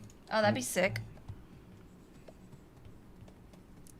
You have 5 kitties? Nice. Hey, Mysel. Hey, Mysel. Guess what, Mysel? Tomorrow's challenge has been decided. We will announce it tomorrow, but I know you're going to like it. Yeah, I like it. I like it a lot. Yep, we're streaming all day tomorrow, starting at 11 a.m. Pacific. So, this is my main gesture. I'll draw in red. My main gesture is this S curve right in here.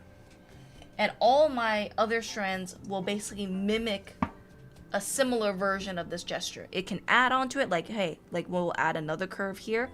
Still matches that. We'll have maybe a curve that comes out, but flows from this gesture, and it's like a little offshoot. That's a lot about with hair, is its gesture and design. We always talk about design, but that's because it's just so important. And then layering, right? This clump is in front of this clump. So we're just showing what's overlapping what. I had heard that Wacom released a sub $500 Android tablet. So, I'm probably not going to get one. A tablet that's under $500. Oh, okay. I have the Wacom one. I like it quite a bit. I use it with my laptop when we travel. But what I use is the Cintiq Pro 24. It's a couple years old. I really like it. They say that the Cintiq the Wacom Intuos 3 was like super goated. Yeah, we found one at Goodwill. Yeah. We actually have one. Oh, we do? Oh, yeah, we do. But we don't have the pen for it, right? No, we have the pen. Oh, okay.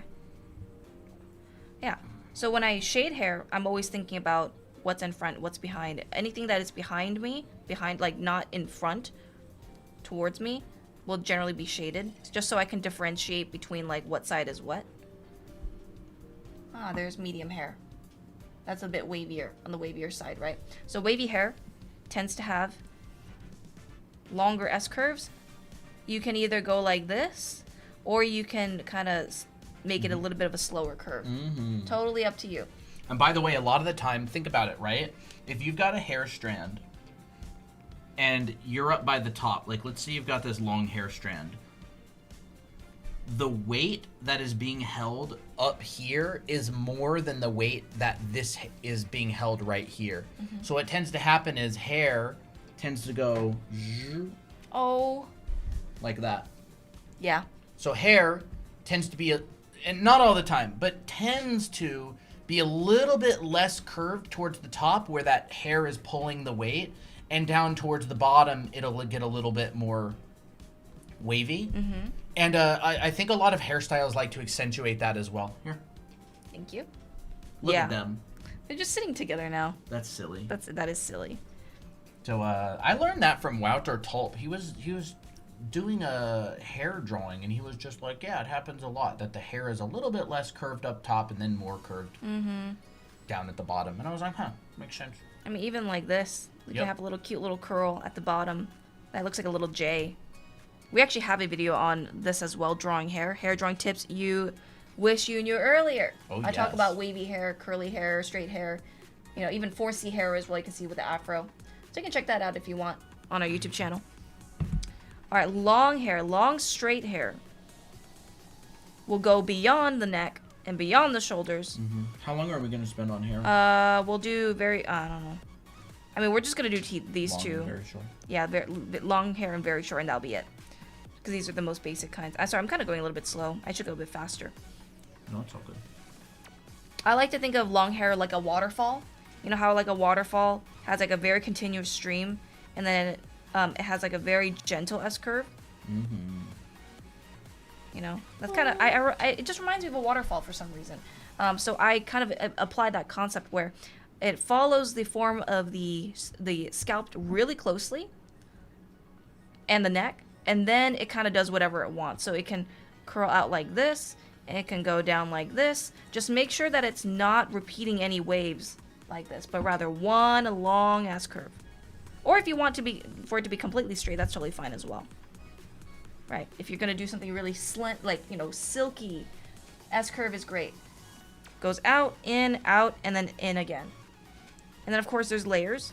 Let's do like, no bangs. So that means maybe like really, really long bangs that aren't bangs anymore. So like parted hair. Same gesture, flows down like an S curve. And this can be a different length as well if that's what you want to do. But just make sure that this curve does not get too repetitive like this. That'll be wavy hair. Now look at what's happening over here on Kitty's scene. Oh my gosh. Poppy's come and decided to start licking and waking up Toby. Oh, she wants to. Toby's like, huh? Cute. A ton of pictures, hair saved on my Pinterest. Nice. Of hair saved on my pictures. That's awesome. I do too. Toby Beans, y'all. Oh, bye, Poppy. Heading out? Yeah, she heading out because she got nowhere else to sleep because Applejack Applejack took her. hijacked her bed. Yep. And really keep in mind of this. People don't do this enough. They'll make their hair strand really even like this, and they'll wonder why the hair looks super stiff. Look at that. Difference in thickness. Towards the end, tends to get a little bit more tapered. You can experiment with that, or you can start thin and then thicken it. Totally fine as well. As long as there's some sort of change happening, story happening inside the hair, and not just the same thing over and over again, you'll create a more dynamic effect. And last but not least, we got very, very short hair. Of course, you can reverse that You for can. dramatic effect. Yes. Any of these rules can be intentionally broken in order to make a statement. Mm-hmm. Like, it's not that one is bad or one is good. It's that when you don't know one or the other, you can't consciously take control of it. Yeah. So we are here to just inform you that you can. There are, reasons that these things happen, and you can either do them or not do them intentionally, and it will help. It'll help. So very, very short hair, like a buzz cut. you're going to see a very different texture entirely. It's going to be a lot of zigzag lines like this. But be careful that it's not very slow lines and very even lines like this. Once again, this goes into design. But look how much more varied these shapes are and these little sizes are, right? We got a big one, little one, or medium sized. And it's kind of almost like random. So you want to try to let your kind of hand, just let it free flow for this, but keep it zigzaggy. That's great for very, very short hair like this, especially as it goes around the scalp. And, you know, very short hair also has volume, so you would see a bit of extra height right in here, like that. So now it feels like a nice kind of patch of grass, right? And just keep it close to the scalp, but notice that there's still space between the actual hair and the skin. There we go. Very, very short hair. And you can add some extra layer, like let's say like this part is a lot bushier, but this part is more like smooth, so you can just shade it an even texture and imply that this is more of like a smoother, closer shave. You can try that as well. So these are all the hairstyles. I gave extra room for the long hair because it's got to look long, right? Yeah. Oh, yes. It's kind of like my type of hair with the hair. Yeah. A lot of people just like these kind of hairstyles and always want to. A lot of people like to draw really short hair. I've noticed that. That's a lot of our questions. Look at that. The air is moving through my, what's that, the esophagus? Is this area right here, like... Oh, yeah, your esophagus. It's going... What brushes do you use? You can find this brush on our website. It's the green button. Drawanime.com. Put this in your URL, not on Google. Don't Google this. Just put it as if you would type a website. Yeah, that's a website. That's a website. And you can get our brush there for free. Y'all. Artist Pro 22 Pro, my beloved funny. All right. So we have got foreshortening, coloring and shading, rendering leather. Colin, do you want to take over? Or do you want to just do one topic? I know that today was going to be a bit of a shorter stream. What's there? We got foreshortening, coloring and shading, rendering leather, how to make something feel heavy. I mean, we could talk a little about coloring. I like... We like coloring, right? We always like color. But I have to go to the bathroom. Oh, okay. So bye. Oh, no. Okay, let me just talk about this really quick, which is weight, how to make something feel heavy, like you're swinging something. A lot of it, if you're like swinging something like a hammer, a lot of it will gravitate towards energy. So if you want, let's say you're swinging a hammer and the hammer is huge, and you want it to make it feel like there's a lot of weight, you want a lot of your energy to go here. So your pose will gravitate here. Your torso bends way further. Even your mouth like struggles, so even the mouth is pointed to this direction. Now I can't necessarily draw like a full-on cool hammer here, but you get the point.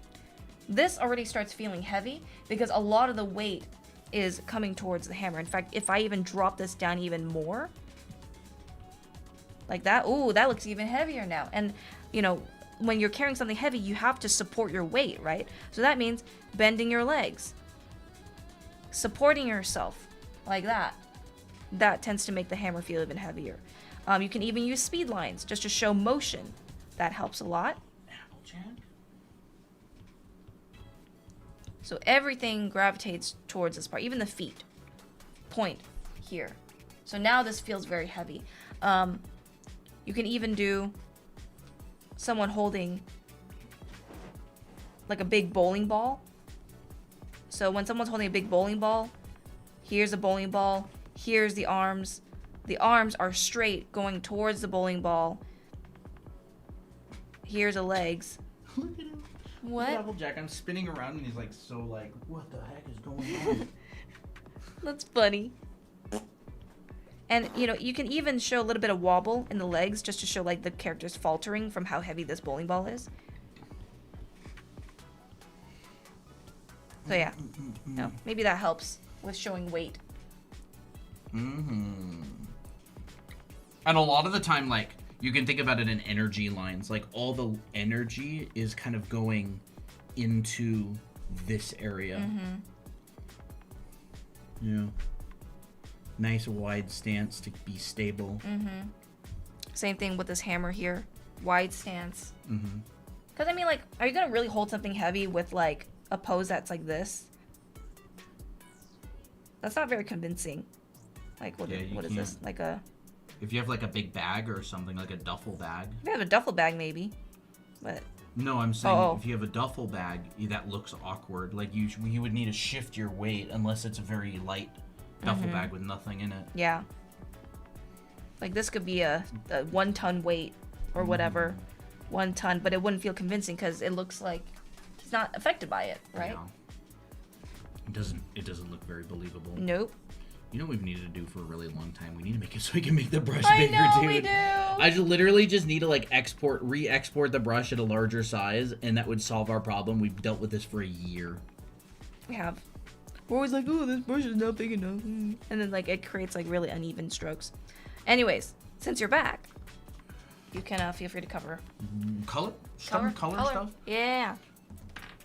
I need to take... I want to get a snacky. Oh, don't we have a couple turnovers left? We do. The pose. Hello. What pose? What's the Apple pressure sensitivity settings? I don't know. This is just default. 17. Pressure. Crap, that's not right. Pressure and smoothing. Looks like this. Y'all can take a screenshot of that. It's nothing special. It's just this curve right here is just so we don't have to press as hard to reach max pressure. It just saves your wrists a little bit when you draw so much. There's nothing special with that. I don't even know why it's right here. That's literally just a random, like, it kind of feels good, I guess. I would say draw a lot and experiment. Try drawing for a couple days with one and a couple days with another. Because everybody's preferences are going to be different. What is this? Hair stuff? Yeah. All right. New layer. I've gotten a toner book. Do you do tutorials for clothing? Actually, there's a clothing video on our channel. Absolutely. And there's some old live streams that have a bunch of clothing, like this kind of stuff. Bunch of clothing live streams in the past. That, even rendering. I don't know where the rendering is. Probably pretty old. Here's some simple, very simple rendering stuff. Leather. That's more like a leather. Where's the Abby one? I don't know. Oh well. This one? This one? No, I'm talking about the Abby sweater. Oh, you mean the recent one? Yeah, one of the recent ones. I don't know. There's so many there it live is. streams. It's ridiculous. Yeah. Yeah, there's a bunch of past live streams with clothing, rendering, all kinds of stuff. You can check it out on our YouTube channel. You can see all of our past live streams. All right, color. So,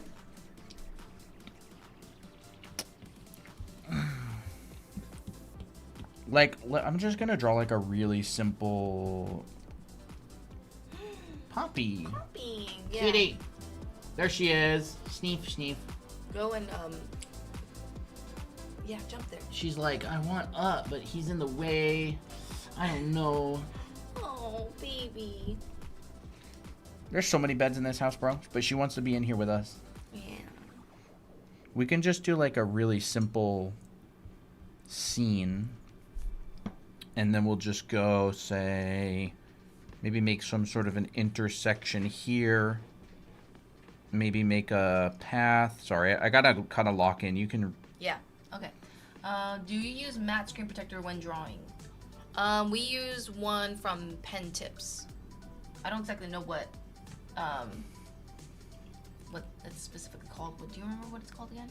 I don't know, the pen mat 2 or something. Pen mat 2? Yeah. I recently have a problem where I make really good little heads and can't translate into a bigger scale. Any advice? Draw a rectangle of that specific size that you want to draw in and force your drawing to fit that. It's not going to look pretty at first because you're not used to drawing big, but at least you'll know like how big to make it, and you can do it like at will. You can just do something really simple like this. So what are we going to talk about? Color? Color. Is that it? Yeah, color.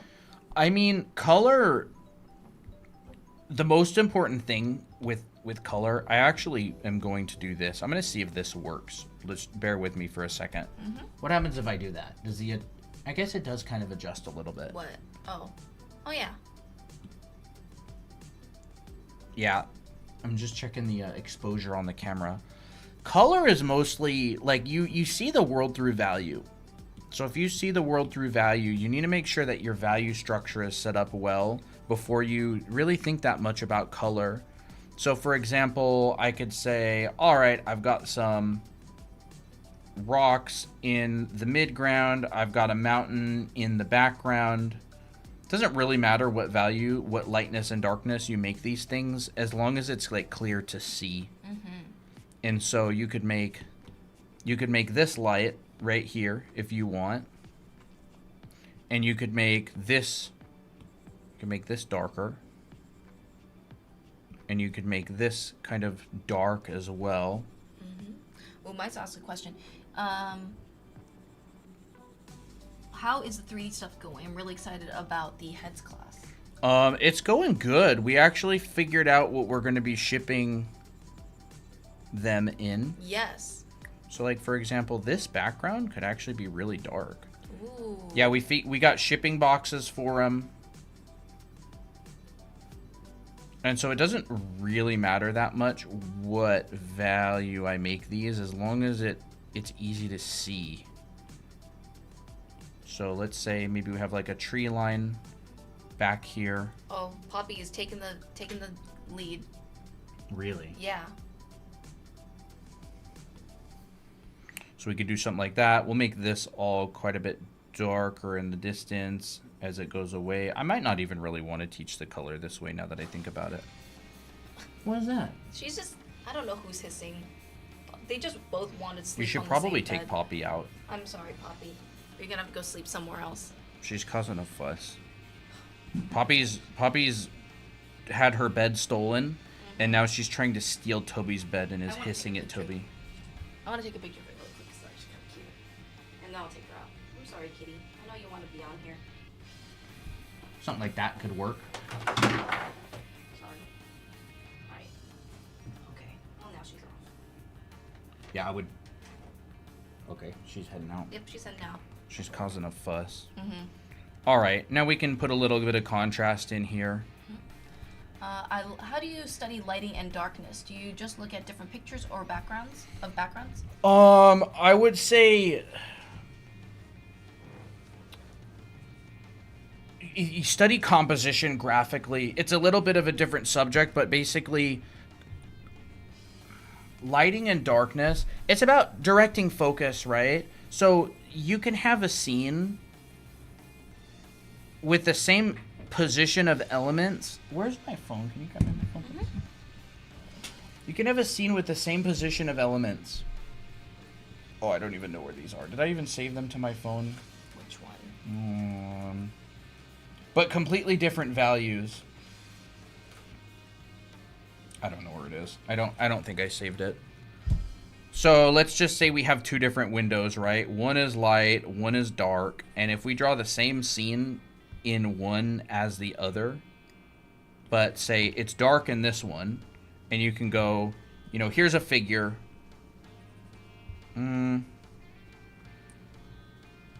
Here's a figure, and here's, I don't know, maybe like a pathway that they're on, right? And then this pathway is maybe a medium value. So it's like I break down this entire shot into 3 values. I could do the same thing on this one here and go, here's that figure, and here's this pathway,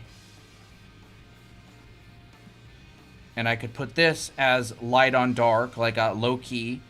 And this one on the bottom is like a high key. And you could really get away with either. It would be very easy to get away with either because it reads through like this very simple graphical shapes. And so you can completely render this out and make it super detailed. As long as from a really small size, it generally looks the same. You keep that hierarchy, you can get away with it.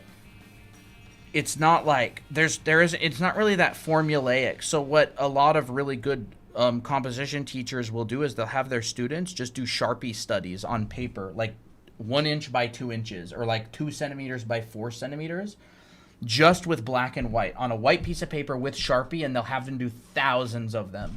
And you're just basically making these little tiny compositions, thinking about large shapes. And so there's a really good YouTube channel that talks about composition a lot. His name's Ian, what's his name? Roberts? Ian Roberts, yep. He has a good composition book as well. I really like it. Ian Roberts you can look at. But like, yeah, this could be inverted and it would still work. Why? Because like my shapes are reading against each other. You can see them. And I could put, you know, what I did in another piece that I couldn't find is I like put a moon here, and then this light can be hit by moonlight. I could have, or that rock rather, I can have a shadow that's say cast this way, shadow. There's the sky. And if I bring this into color, as long as I keep that same value, you should be able to see this relatively easy. So if I start bringing color into this, like my values are already set up, all right? So let's go and just make a new layer so I can turn it off and on later. And let's go, this is night. I'll make like a really warm or like a really cool green as the grass. So I'm gonna make probably maybe that a little bit like that. There we go. And I'll just start filling this in with similar values. And now I'm only thinking about color temperature. So I'm gonna say pretty cool green for a grass. So it's towards blue, right? I'm darkening the value just a little bit. All right. And then say the shadows, I'm gonna move more into blue and I'm gonna make them darker. And let's have those shadows right there. And then the rocks, they're kind of gray. So actually, we're going to make the shadows warmer, not cooler. Ooh, so fun. We're going to turn it more green and go down. And then this will be the shadow color back there. Shadow color. We'll go pretty gray with this path. But again, I'm really paying attention to keeping that same value here. So I'm going to pull this up quite a lot. That looks like a pretty similar value there. Make it probably more gray. How do you think about composition? Wait, hold on. How do you think about composition about landscape? Where do you want someone to look and pretty much pull everything into there? You know, not that your only tool is leading lines, but I think that's a pretty good way to think about it. You know, we can have like a pretty dark sky up here. I'm gonna make it like maybe really saturated blue. Ooh, that's pretty. Nah, this isn't a cake. This is a turnover. And I just thought it'd be easier to just bite it. Not really like a cake. It's super flaky. You know, something like that could feel pretty good. As you get into the distance, we're probably gonna head a bit more towards blue with our trees. Ooh, trees. Maybe something more like this. Well, you'll notice that he's gravitating for more of like a cooler color palette. So Yeah. he's basically trying to make the colors in the same family. So he's not putting like a super warm green, which is like would be a yellowish green. He's putting like colder greens, which include more blues, because the sky's affecting it. And maybe up top, we're gonna have like a really dark. And maybe down towards the horizon, we're gonna maybe get a little bit more towards cyan. And so I'm now that I'm going into a little bit more detail, I can start thinking about gradients. So I kind of put in my overall colors, and now I'm really more thinking about gradients. So, Wow, that's gorgeous. you know, I mean, you can indicate stars and stuff. I'd have to work around them. You usually I'd have put to those work last. around them if I put them in right now, so I'd put them in later. But I can, you know, put a little indication of the moon right now. And I haven't really done anything with this rock, so let's just say maybe this side of the rock is quite cool. Ooh. And then I can warm up the other side of the rock a little bit. And how do you warm up the blue? You'd go through gray. So gray would be warmer. And I'd come down a lot and maybe come to like a really, really low saturated, like warm color, something like that maybe. Hey, Happy Doodles. Fawn says, I like how you guys compliment each other's teachings. Colton teaches very well. I mean, he taught me for a long time too, so maybe I'm biased. But he always explains in a way that's just very simple. And I would say a lot of my teaching style comes from him.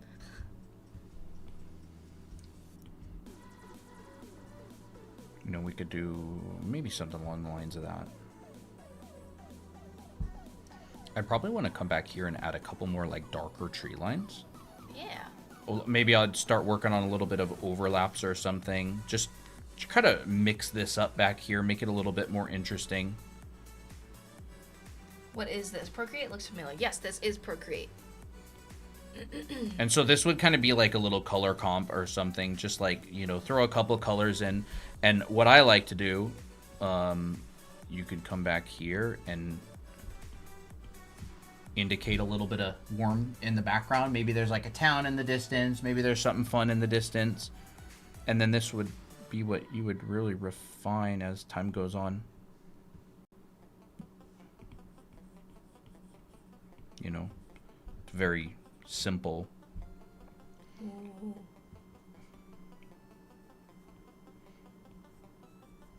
Could even put something here, cast a shadow onto this. I think it's interesting that you made the road the same like tone as the light in the rock. I think that's interesting. Yeah, I mean, I'm just thinking mostly about value. I can adjust the colors later. If I want to change the color of the rock, that'd be totally fine. Yeah. Well, I could imagine like that being like a very light, like a road that's just with a bunch of light soil. Could do something like that. That's cool. Ooh, that's really cool. And that could be like one little color comp. You know, could throw a couple other colors in there or something. But you can see that, like, I haven't really changed my value structure that much. Wow.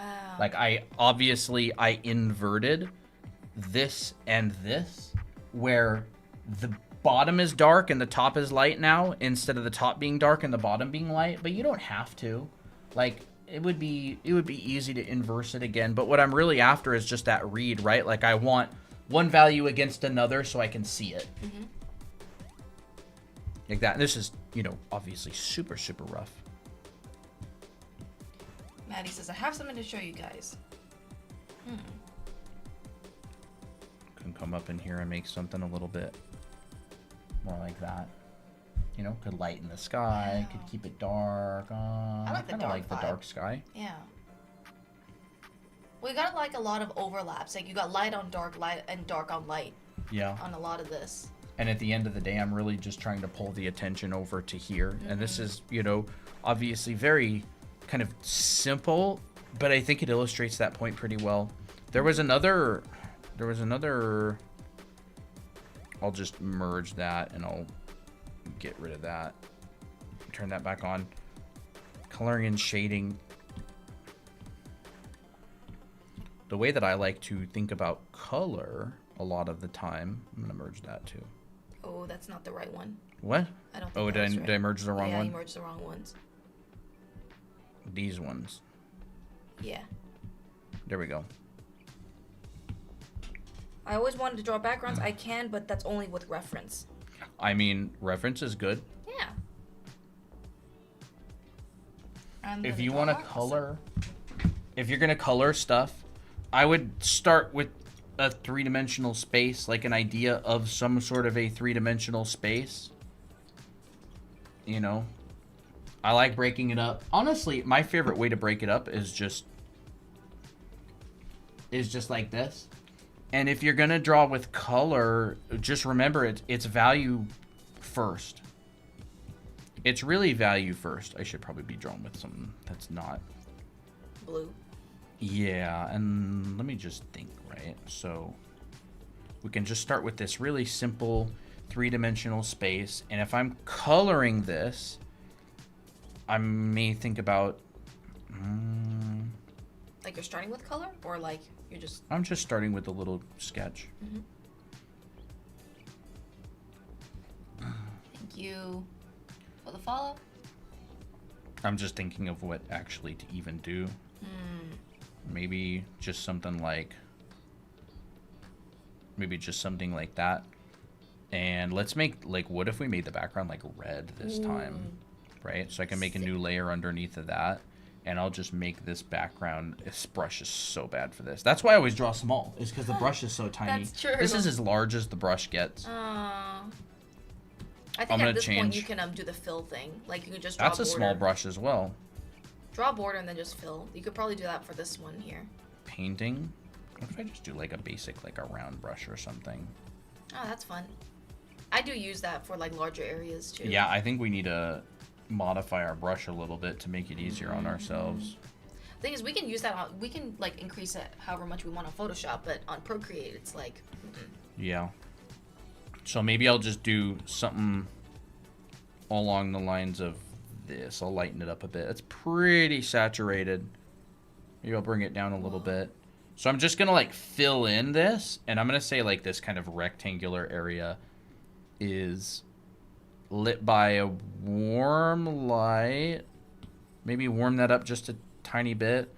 And so I like this whole area right here, I'm just going to go, okay, warm light. Now I'm going to make a cooler shadow. And so I'm going to come down here, get my shadow color. And then let's say the light's actually coming from above in the back. That's kind of cool. Wow. So this is all going to be in shadow. This is going to cast a shadow down to here. The light direction? Yeah, I can. Should I always use references? I think it's a good idea to use references a lot. There's nothing wrong with it. It's good. So the light's coming from the back rear, and I'm just putting this in like this. So you can see that. There you go. There's your light direction. So this is my shadow color, and this is like my light color. And so let's just say it's coming from the back rear, but maybe it's just like slightly going to the left. So we're going to get a cast shadow on this wall. We're going to get a cast shadow from this sphere. We're going to get a cast shadow from this cylinder. Let's bring it just a little bit more to the left. Guys, trust the process. I know it looks We're going to bring a shadow from the cylinder over here. This cylinder. What color should we? Let's make it yellow. Let's make it a lighter value. I was gonna say blue would be cool. How about Green. this? Ooh. Yellow cylinder. And then we could make this blue. Let's make this like... Ultramarine blue? We could do something like that. Ooh, that's cool. All right. So that's the base color of my sphere. And that's the base color of my cylinder. And so now what I'll do is I'll get the shadow color of both. So it's a warm light. I'm going to get a cooler shadow probably, but my light that's bouncing up is actually pretty warm. So I'm going to come down and I'm going to desaturate this a bit. And check that. Like, that's okay. I might come up just a little bit. I think I'll work with that as my shadow color for now. So like taking yellow, you're not going to go through green. Making yellow cooler doesn't really take you through green unless you get green filling that. Cooling down a yellow, you're going to get less saturated. It's going to kind of take this path. you're going to get like yellow. It's going to come down through gray Oh. like this. And then you're going to come out like over here, depending. Right? It's going to kind of take that path. This in here is not generally going to be green. So if I cool down this yellow, you'd go, oh, I'll go into green. But it's not really, that's gray. It's not really going to be this all the time. Like sometimes it will be depending on the lighting situation, but I'm just going to cool down this. I don't really have any green around here. Well, you can even see that grayish also looks kind of warm compared to the green, which I think is interesting. Yeah. And that's kind So of there's what we want. shadowed side of my cylinder. I'm going to end it about where my core is. I can sharpen up, what? Oh. I can sharpen up this shadow a little bit here. I'm just guesstimating my shadows now. I can always plot them later.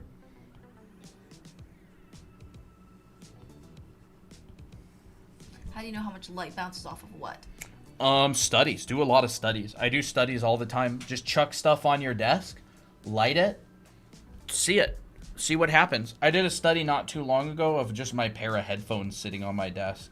It's like a 15 or 20-minute study, and how like a material responds to light, different lights, different bounce light. The window is on the left, my warm desk light was on the top, and I just did this really quick study of my headphones with just like a round brush. You can see like there's the brush strokes. Do a bunch of these. Do them over and over and over. You'll really get a sense for material. You'll really get a sense for that kind of stuff. Like, this is an interesting situation here because you got so much red. I feel like it's going to really pull this green. You'll probably end up neutralizing it with like a warmer, I don't know. Yeah, it's going to really pull this green down. It's going to be interesting. So would you say that there would be like some red tint in the shadow for the yellow cylinder, or no? Probably so, because I mean you got a lot of red over here, right? That Yeah. red is getting hit and bouncing up, and so I might just take a little bit of this and put it in there for now, and then I might take this up here and just make that a little bit stronger. Stream, it doesn't really show up on stream very well because of the camera. Mm-hmm.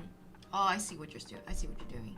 Yeah, it's definitely different. It shows a lot different on stream than it does on In real life. yeah, than it does in real life, but that's fine. Maybe I'll get a little bit of ambient occlusion down in here. I'll just cool that red down a little bit and put it back in there. Maybe just a little bit, like in that corner and down there. I'm getting confused. Where is the light source coming from? This right here. The scribbly mess of an arrow is coming from the back, so the shadows are kind of being cast. I made it go a little bit left.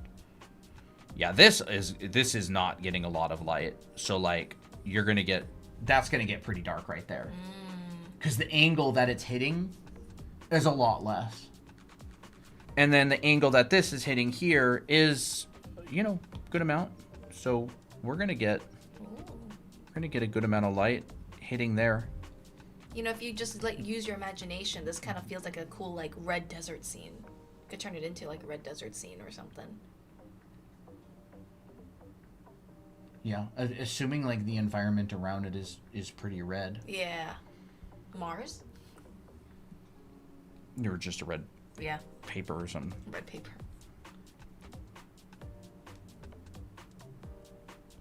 But I would encourage you to do these kind of not really studies, like practices. You can even build it out in Blender and try it. Where's my iPad? Is this my iPad over here? Yes. I tend to do a lot of this kind of stuff for fun on the side.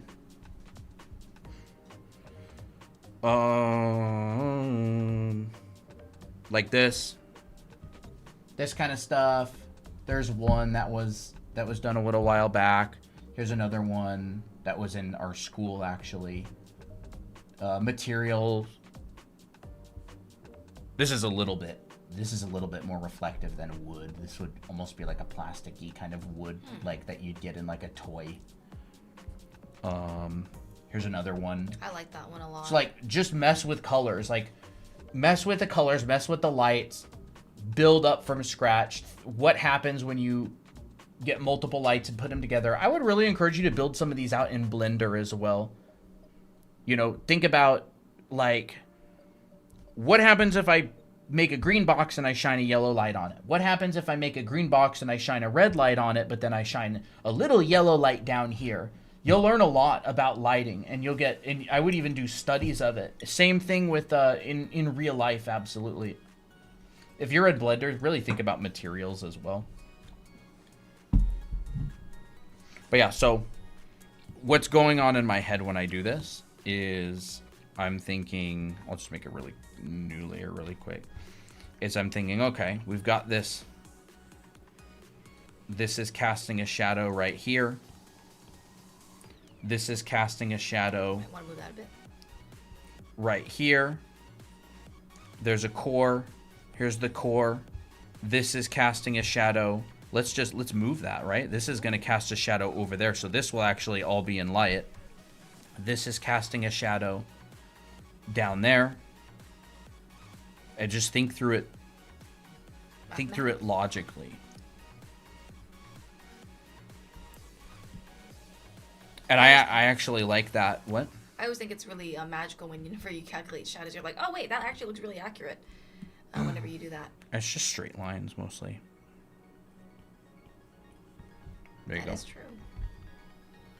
You know, and I like to push colors a lot. You know, you could come in here and you can sort of have a little bit of artistic liberties. You could make this shadow here a lot purpler. You could get away with it for sure. I like very colorful environments and stuff. But it's like if the light logic works, the color can't really be anything, and the Yeah. values work, then you can do whatever. Yeah. Like, it doesn't have to be pure red. It can be like, oh well, if you feel like adding a bit of blue tinge to it, then that's totally fine. Yeah.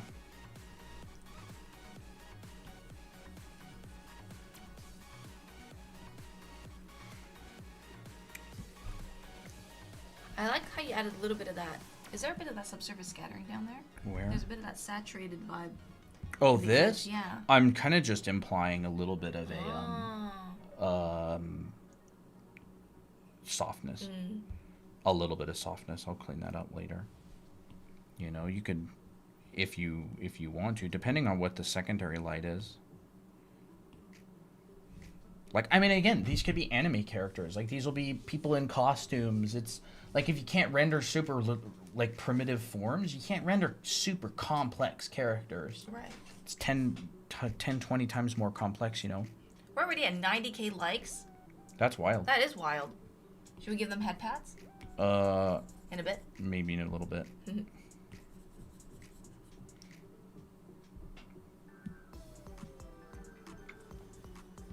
This is the point at which I'd start, like, adding more stuff. Now that I got, like, sort of my basic lighting situation set up.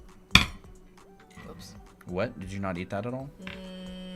I mean, Are not you really. hungry? I was hungry, and then I got distracted.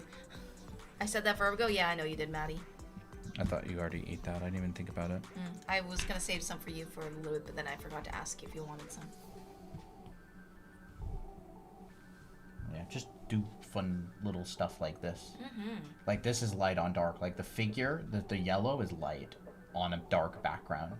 A lot of the time you'll do dark on light. Like, that's kind of that standard setup, but it doesn't really matter what you do. I really love that purple mixed in that shadow, because you didn't. What's interesting is that what Colton did is that he didn't put in the purplish color all the way. Like, he didn't fill it in flat. He actually left some of that warmth as well. So there's like this kind of really nice back and forth between warm and cool, which I think is always very interesting. Yeah. I can even add this shadow over here. Like, if this is just a Wow. plane, and you could come over here and add thickness to this wall. I like really adding thickness to walls and thinking about this kind of stuff. Think about top surfaces, side surfaces. it can really lend a lot of believability. Even stuff like that. Wow, I love that. You know, just it's a good exercise to do.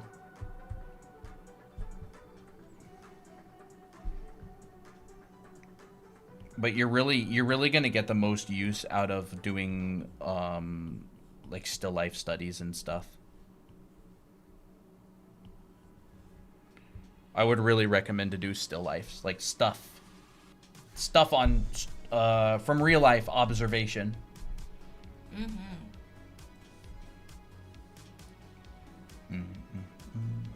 I'm not gonna do like a whole demo or whatever. The last demo that I did turned into that complicated one. Which one? This oh, that one? I thought that was super cool. Materials, like I would render things pretty standard matte before adding materials and stuff. Like, you know, you can add materials to like objects. Oh, like you made it more transparent. Reflective. Yeah, reflective, yeah. You know, you can do little stuff like this. Now it's a bathroom tile. I don't know. Have a question? Awesome. Go ahead and ask. Like When that doing sort of still life, thing. should I just focus on doing the shadows or should I add colors? I would say both. You know, experiment with it. Still lifes, I would say set up something really simple with simple materials. When I was first getting started, I would do really simple studies. Like I would just have my like white iPhone charger and I would just like put it on my desk with one light source. It's literally just a cube being rendered from a light source. And I would probably do something along the lines of that. Kato asks, can you show how to do the black and white layer thing? Yeah, so you make a new layer on top, on the very top. You go to black and you fill the whole layer with black, like this. And the iPad doesn't like focusing on it. And then you go to your layer, you hit this little N, and you pull this all the way down to any one of these. Hue, saturation, or color. It doesn't matter. And it will, whenever you have this layer on, it'll turn everything black and white. And whenever this layer is off, it'll be back in color again. It's like an old school way of black and white. We got an interesting question. Jay asked, I just graduated art college this year and I am kind of lost. Any tips for getting a job in art? What kind of art do you do?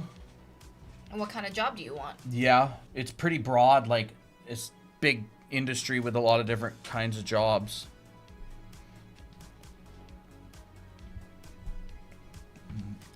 Did you get some yellow reflection on the wall in the shadow, if that makes sense? Yeah, I would definitely say so. I mean, yeah, like you can think in 3D, right? This backside of the yellow cylinder is going to be hit by light, and so I would say, yeah, you'd certainly get a lot of yellow. And sometimes if you want to be kind of sneaky, you can just draw with yellow and see what color that turns it into. Like with low opacity? Yeah, like I'll grab yellow like this, and I'll just draw low opacity, and I'll grab something in here, and you would probably get some bounce in here. I might not add it till later. You'd probably get some bounce on the ground. Animation layout / backgrounds for games is my passion. That's Ooh, what she awesome. says. Do you have a portfolio? Like, start reaching out, start trying to make friends with people and networking. If your work is good and you have if you have a pretty decent portfolio, I think it's pretty hard in the industry right now, but there's still jobs. So Just gotta I know would, where to find 'em. yeah, my solution a lot of the time is find people who are doing the exact job that you want to do and message them. Get in contact with them, email them, ask them, say, hey, I want to do what you do. What advice do you have? Yeah, you'd get a little bit of bounce light back in there. I don't really like rendering with this brush very much, but the other one just doesn't get big enough. Because I'm told to draw bigger. Thank you guys. Awesome. Yeah, I'm not very We don't do animation. I mean, Colton's done backgrounds for games before, right? Yeah. But I haven't done animation. Yeah. I wouldn't know what to give you for. We wouldn't know what to give you for animation. But I think a lot of it is portfolio based. Yeah, anything visual, anything. I mean, I'm assuming even like music and everything is pretty similar to get hired. Just in a lot of creative industries, it's very portfolio heavy. I would even say maybe all this back here would be this. Wow. Yeah, you get that. It's kind of logical process. I mean, you could just come in here and. I think anytime you start getting lost in your still life, squint. Yeah. Squint really hard. That would help with composition a lot. Yeah, that helps with composition. I mean, you can mess up these edges just a little bit. You don't really need it at this point. I'm gonna get a more gaming art style. Just feel like running out of time. Just turned 22. 22 is very young. Yeah, I mean, I don't know what your time pressure is as far as getting hired, if you're going to get kicked out or whatever. 22 is very young. Most people don't start working at 22. A lot of people don't. Gaming art style. I'm not sure what you mean exactly. Do you mean like an indie kind of style? Well, then again, there's multiple kinds of styles out there. Do you mean like kind of Ori and the Blind Forest type style? Do you mean like Call of Duty style? Those vary a lot. You mean like more sort of stylized Like type stuff? stylized type stuff.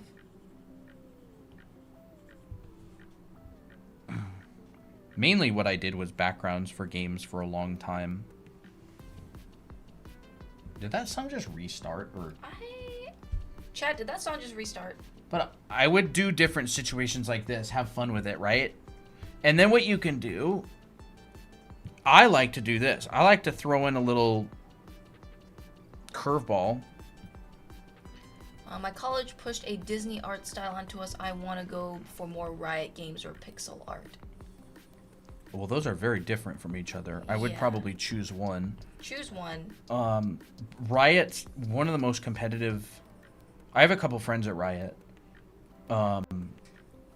It's one of the most competitive games to get into. I would say your best bet is getting hired at another studio and working your way up to Riot, because there are legendary artists working at Riot. It's extremely competitive. You can absolutely do it. It just would probably take some time. It would, probably take a little bit of time to get hired at Riot. I mean, Q Fang is at Riot. He was at Blizzard for so many years. You got, everybody's going to Riot. And so, if you want to get hired at Riot, you're going to have to compete with all those people who are really good, and it just takes time to get that good. Not only just time, it takes experience. You got to have work experience.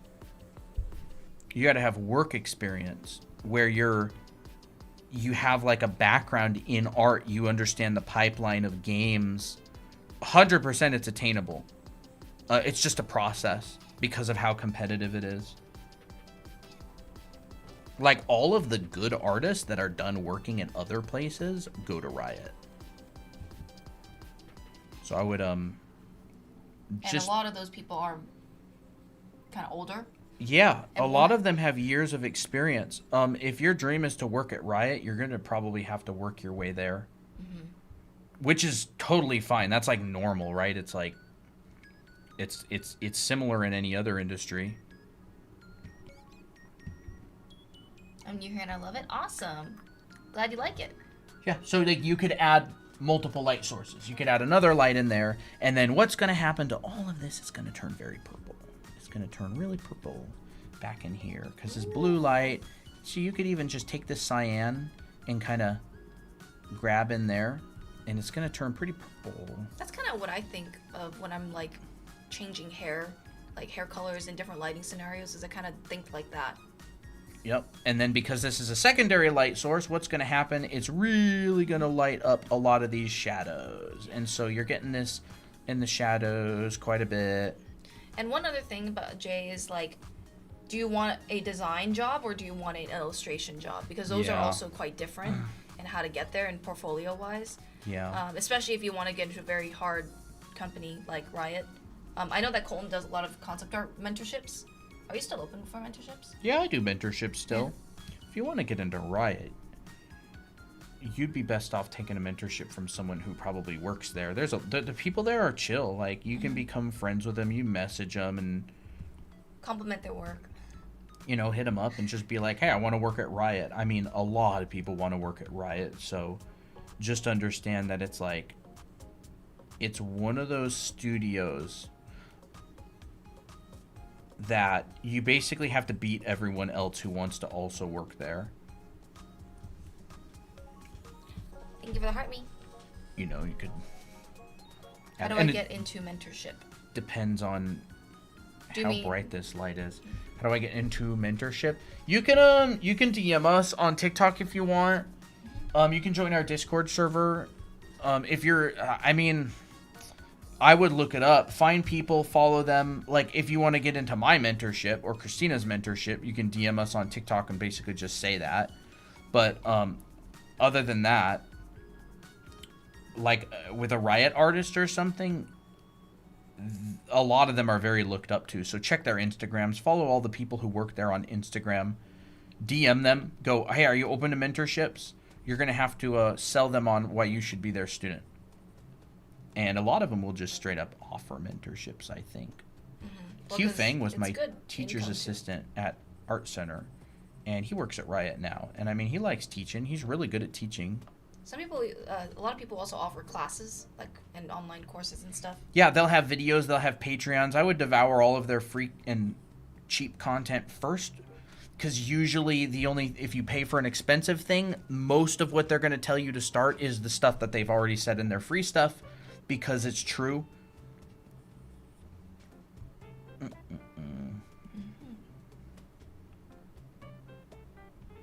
Lau says, what a nice purple. It's gray! It's on the purple side, though. They're talking about the... This is Yeah. purple. It's mostly It's- purple. It's like a It's like a mostly low purple, has saturation a- purple. Yeah. But I mean, you're adding that blue to that red, that's going purple. It's not going through gray usually. It's going through purple.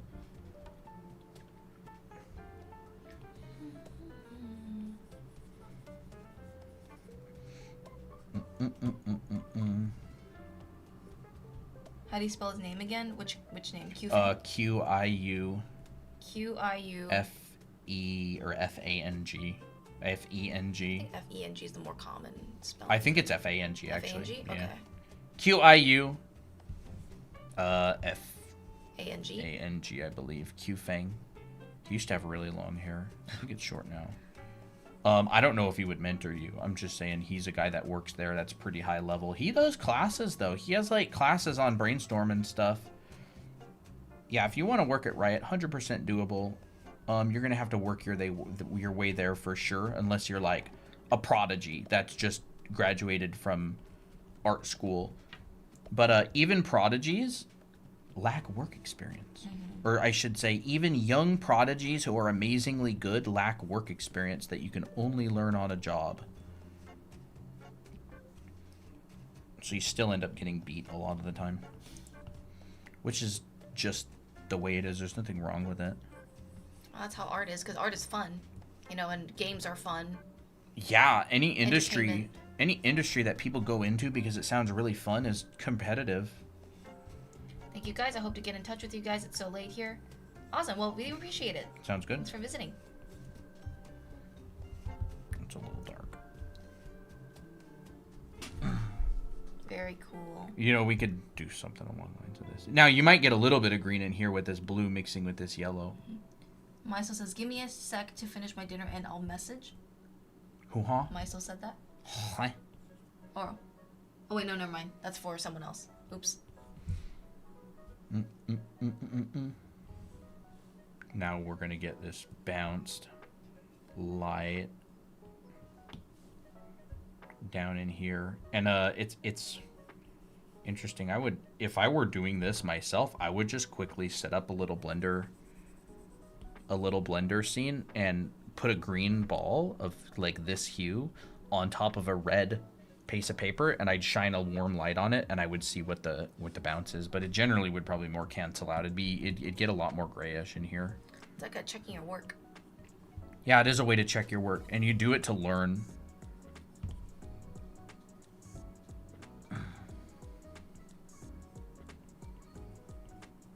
And you can always clean up the edges on here and make nice, crisp edges. But I'm not too concerned about that now.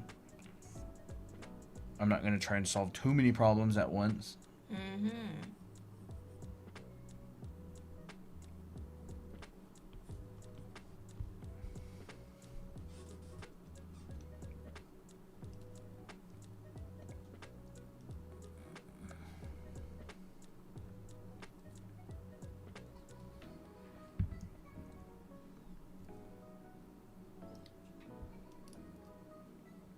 Hey, Dahlia.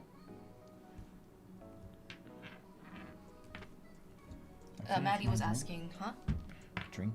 Maddie was asking if we could talk about her artwork and see the shadows, but I don't know if you want to do that.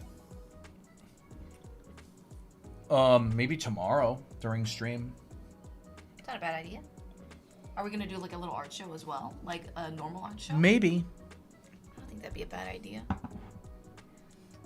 Do you know anyone that works at Digital Extremes? Maybe. I'm not sure exactly. It's been a good number of years since I've done concept art professionally. I worked as a concept artist up until 2020, like 2 or 3. The last job I did was that Ender Zion gig. Yeah. And well, I did that Mattel gig, but that was promotional art for a theme park. I don't keep in contact with a lot of people I used to know. Christine and I have started our Anime Academy business, and it literally absorbs all of our life and energy. And so a lot of my past friends and workmates are working at different studios, and I don't keep track of it. What's your guys' preferred medium? Digital is what I'm most used to. I like digital a lot. But we've been oil painting lately. It's been a lot of fun. That doesn't actually kind of looks like one of your oil paintings. Does like it? Traditional oil paintings. Yeah, kind of gets that vibe. And I'm just using very basic brushes and stuff this whole time, you know. Super simple, super basic. Could you show some finished art? Yeah.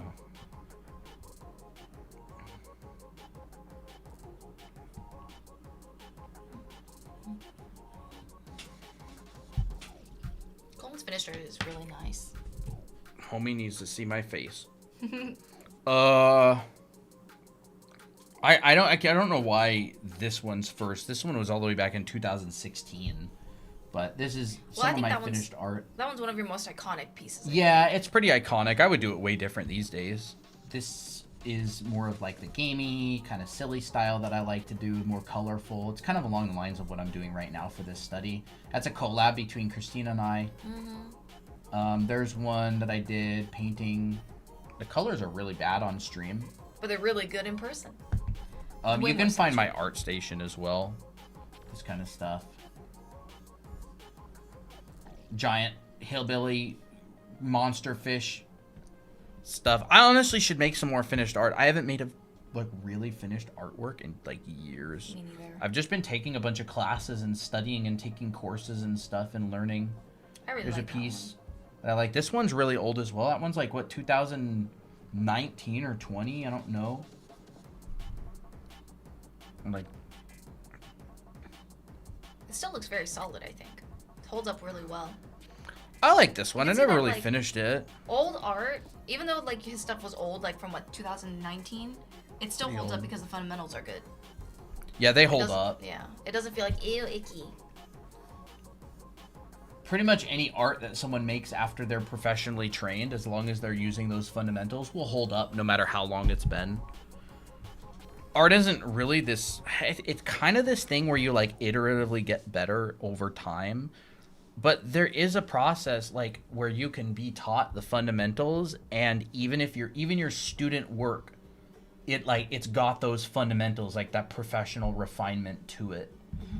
There's schools out there who teach it. Like their graduate students are pros, and they can consistently turn out pros, like professional level art on graduating students. Now this cylinder right here, this shadow feels considerably smaller than it should be. I have a feeling that I should do that. And one thing that I actually really wanted to do from the start, I wanted to cast a shadow on this cylinder from the wall. So I'm just gonna cheat it, and it's not really cheating it, it's all cheated in the first place, but I'm gonna cheat it, and I'm gonna pull this shadow up, and I'm actually gonna try to get a little bit of a, yeah, there you go. Awesome. I see Christina's hand moving, and I'm like, something's up. She never touches the mouse during No, stream. I don't. Not unless I feel like I need to. Oh, we beat Dahlia again. Huh? She always wanted to do that. See, Oh, I'm sorry. the shadow, this shadow right here, now it depends on the angle, but one of these to me, well, this sphere's back further than, so let's just say this arrow is no longer like right. Relevant. I'm not following it. Kind of just going Let's by just feel go, now.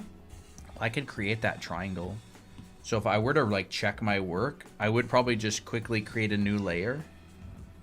And I would draw that triangle that I'm always talking about. Right? This is my light direction. So I'm just going to use this triangle to check work. Like, okay.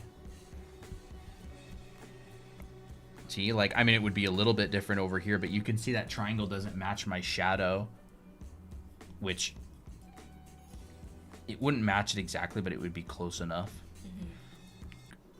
And I can kind of just use it to check my work a little bit, and I'll see, this triangle would shrink a bit. Bye, Dahlia. Okay. Homie, thank you. It almost looks like a chalkboard math equation when you draw in white like that. So my suspicion was correct. The cylinder shadow should just be bigger. And I haven't committed to details yet. I wouldn't recommend committing to details unless you're satisfied with where your piece is at. I really want a shadow coming over this cylinder a bit. So I'm gonna cheat it. Well, nobody's gonna question it. I don't think I'm going to be able to do it. I don't think I'm going to be able to cheat it. This would have to come out at such a shallow angle. I don't think I'll be able to do it. Obviously, I could just extend the wall a bit. Maybe that would be better. I just kind of want to see what happens if I did this. Oh, I think that looks better. And then this, what did I do? Merge down. I always do that. Let's hope you didn't merge down the tutorials. No, I didn't. I undid. Okay. Yeah, I see it. See, I want a shadow there, and it'd kind of curve around probably like that. If you're drawing with a big brush, this is like brush economy type stuff, but if you're drawing with a large brush, overshoot it and then carve it back like that. That helps because it allows you to draw with a really big brush. Lau, you might actually, I don't know if Lau went to bed. You might actually find this. Oh yeah, Lau just headed out a little bit ago. But whoever here is like actually pretty decent at painting, this is a really important tip. This is like separates like pro looking work from kind of like more amateurish looking work, which is like brush economy, the planning of brush strokes. So you can go and you can get a nice texture in here, and then you just kind of pull it back. That's like a brush economy, effectively planned. Well, what happens is, and Rob Lund was talking to me about this. Yeah. Was if you start like let's say you have like one piece separated. You're drawing like too this. far that way. Oh, oops. let's say if you have like a shape that's like this, and you're like, okay, I'm not gonna budge on this, and then right next to it, I want it like dark. You run the risk of making this Cutting it effect- in too far. Yeah, cutting it in too far, or Yeah. making it kind of like pasted on. So what you do is you would, as Colton said, like You overshoot it. and then that way you can, when And- you cut it in, it's cleaner. Yeah, you give yourself room to carve in. Yeah, it's yeah. And like, how do you make a sharp shape with a round brush, chat? How do you make a sharp shape with a round brush? You carve. Ooh, You can do so this with crisp. oils, you can do this with any medium. How do you make a sharp shape with a round brush? You overshoot it and then you carve back in. This is like brush economy type stuff. It's really called brush economy. If you look it up, I could leave that if you want. Sure. I mean, it's not like that. Intrusive or anything. And so like as I get further into this painting, my brain starts going into brush economy. I'm thinking edges. How do I want to show the edge? Do I want it hard or soft? Do I want this to be a soft edge? I can make it a softer edge, and I can get a little bit softer down here, and I can get a little bit softer down here. And look, I'll overshoot it, and then I'll carve back in. That's big. And I'll carve back in. So I've got that nice overlapping going on, and that's kind of like some brush economy stuff that you can think about. How would you do that while keeping the texture that's behind it? Not sure what you mean exactly. Keeping the texture that's behind it? Like this that? texture right here? Yeah, what he just did was he overshot. So he Yeah. basically just drew over it and then just... I drew over it and then I carved back in. Mhm. So like sometimes you'll actually have to repaint an area in order to build those layers back up if you accidentally get cooked. Like this is hard. Like I don't like trying to match it. color in a small area. So like I may end up going like this.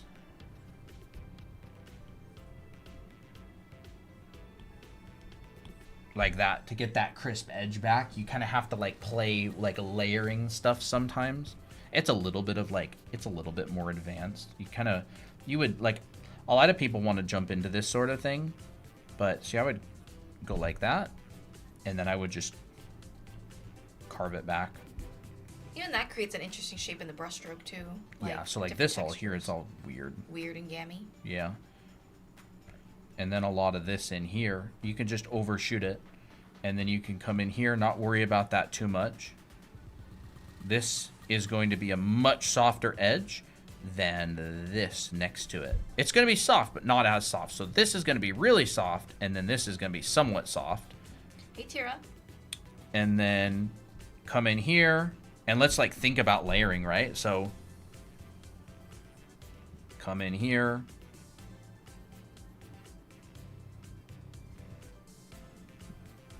And sometimes you kind of have to fit it together like a puzzle. So maybe you go like this, maybe you find that middle value and come out here. You can use layers as well, but like this is kind of thinking more traditionally, like a traditional painter. Like alla prima. Yeah, like alla prima. Alla prima means wet on a canvas. Yeah, and then maybe we can just do that a little bit. It's not the most elegant solution, but we could always revisit that later if we wanted to. That little orange bit. Well, that bit. There we go. No, this is pretty dark down in here. There's not a lot of light getting in there. And we can make this ugly edge more attractive by just kind of adding that core a little bit. Very nice. A little bit better. Like, I would totally revisit that sphere in the future.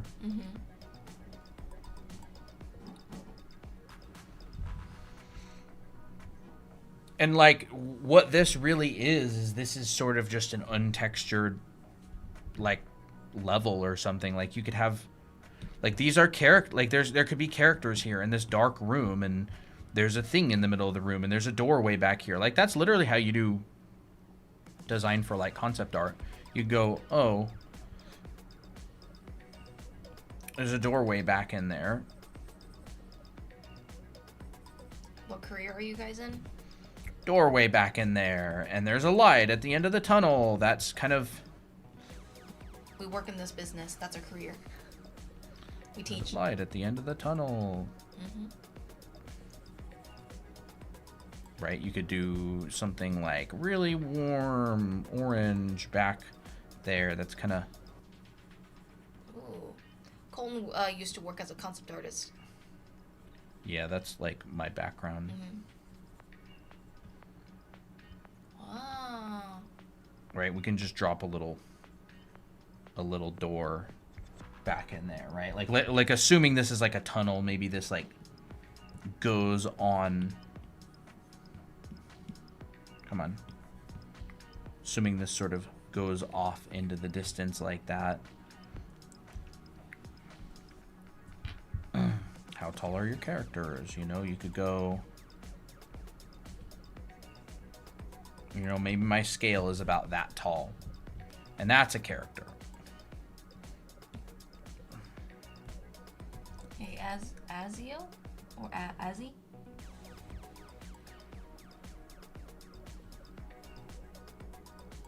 I'm not learning Riley methods now. I'm learning how to draw cubes. Awesome.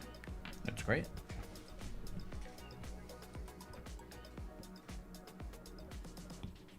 You know, you could have a character there. Maybe that's the scale of your character. Might be a little better to pull them away from the wall just a little bit. Show overlap. Maybe. I mean... So here's the wall. And here's the distance of the character to the wall.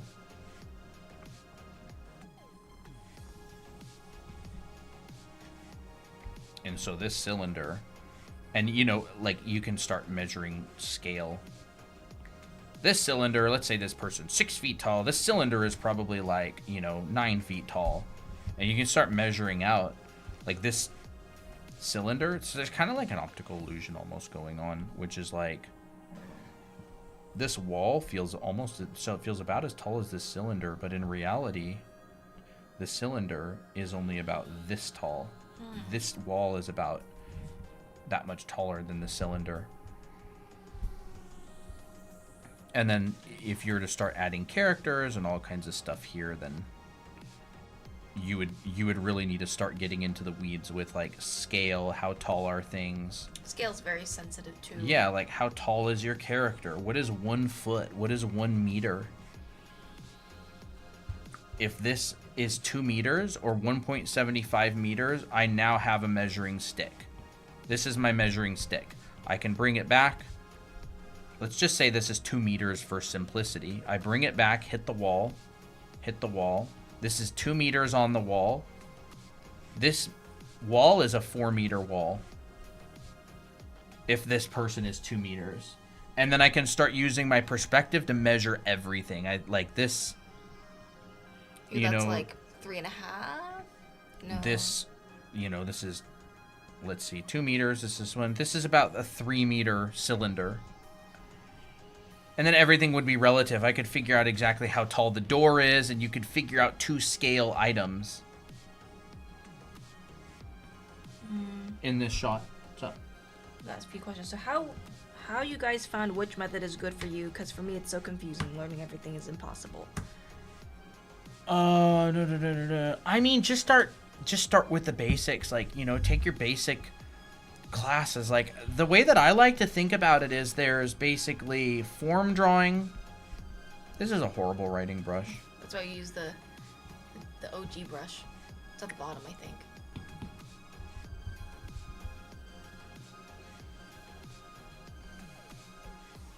Form drawing. Might want to move that over a bit. Not for YouTube. Oh, that's right. But yeah, for TikTok. This is Procreate, by the way, for people who are asking. What was the second one? Design? Design, yeah. And Visual Library. Design. If I were to restart from complete scratch,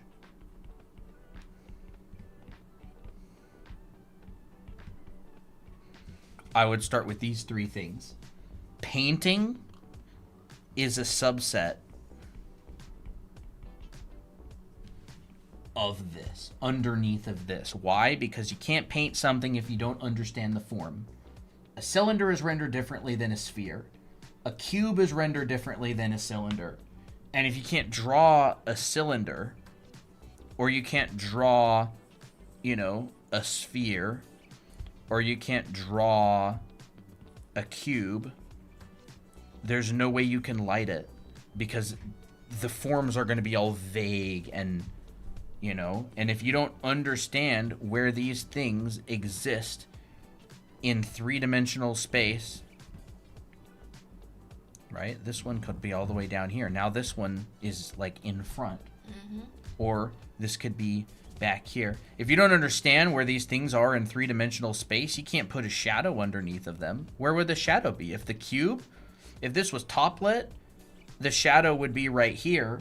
But if the cube was not there, if the cube was actually back a ways, the shadow wouldn't be there. The shadow, like let's say the cube is right here. Well, now my shadow is here instead.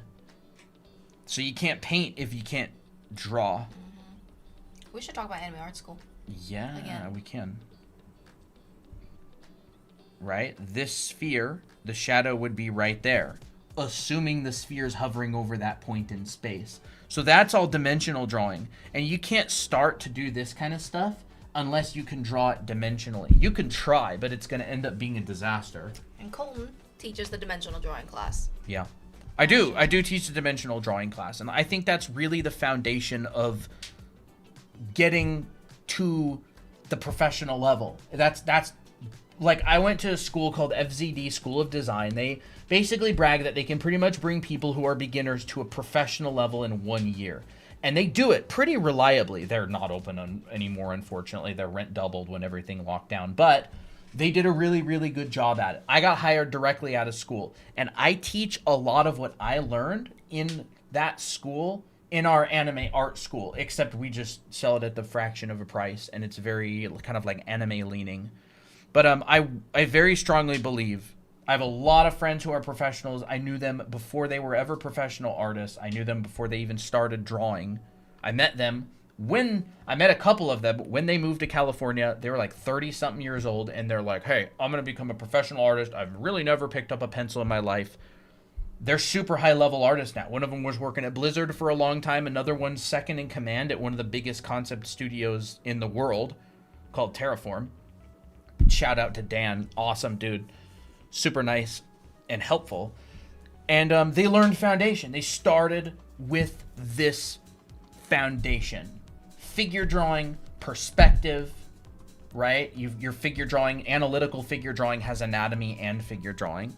Your perspective, your lighting, your color theory, all of those foundations. And if you practice them, if you practice and learn them, your art gets a professional refinement to them. And yes, it's the same with stylized work. All of the people who are working at Blizzard, who are working at Riot, who are working in all these stylized game studios, they all learned that foundation.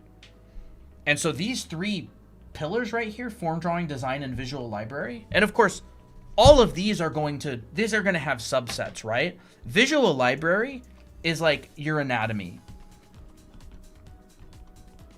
That goes into like what you know about the world, right? Like object drawing or outfits, clothing, how things work, right? How to render rocks, how to draw wood, how to do all this stuff. That's under visual library. That's like what you understand about the world. Design is like making things look good, look appealing, like using good shapes. And form drawing is being able to track and draw objects in three-dimensional space. And then, of course, painting is like a subset of that, which is lighting those three-dimensionally drawn objects, right? You'd have like your core shadow. You'd have your sides of the box and stuff. Like that. And you can tell when someone's professionally trained. You can immediately tell. You're just like, they're a pro. Mm-hmm. It's the point at which you don't look at their art as art, but just like, oh, I would see that on a poster. Mm-hmm. That's when they become a pro. Yep. But yeah, we teach all that kind of stuff in our anime art school. We built this for people who want to learn that stuff without breaking the bank. And so we got a bunch of classes on drawing anime. All this box art is stuff from the classes, by the way. Except this one. This is a photo of a Mr. Anatomy Man right there. But we do teach this stuff in the class. This is one of the demos from the classes. This is Introduction to Digital Art. Teaches you how to use digital art programs.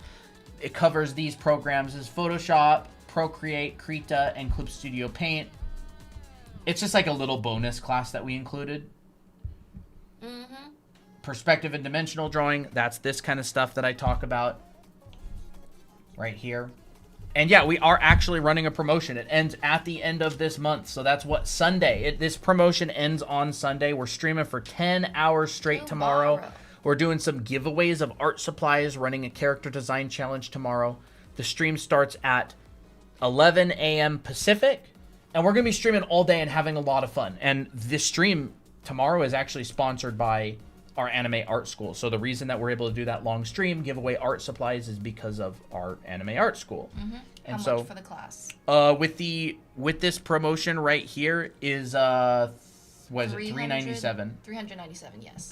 Are those DVD or just night art for it? They're nice art for it. Nice art. Yeah, these are representations of the classes. So each one is a long class. It's basically structured like a college. You got 3 terms, multiple classes per term. It's all recorded. You can go through it at your own pace. But because we are geared towards people who really want to get good, we've structured it very similarly to a college. So if you want to go at it at the college pace, it's structured towards that. So it's like 14-week terms, multiple classes. Mm-hmm. You get homework at the end of every single week. You get suggestions for things to practice. There's demos, drawings, all kinds of stuff. You can check it out on this. The yellow button is Anime Art School on our website, drawanime.com. And there's little previews of all the classes. There's little drop-down menus. You can see a bunch of the demos and stuff.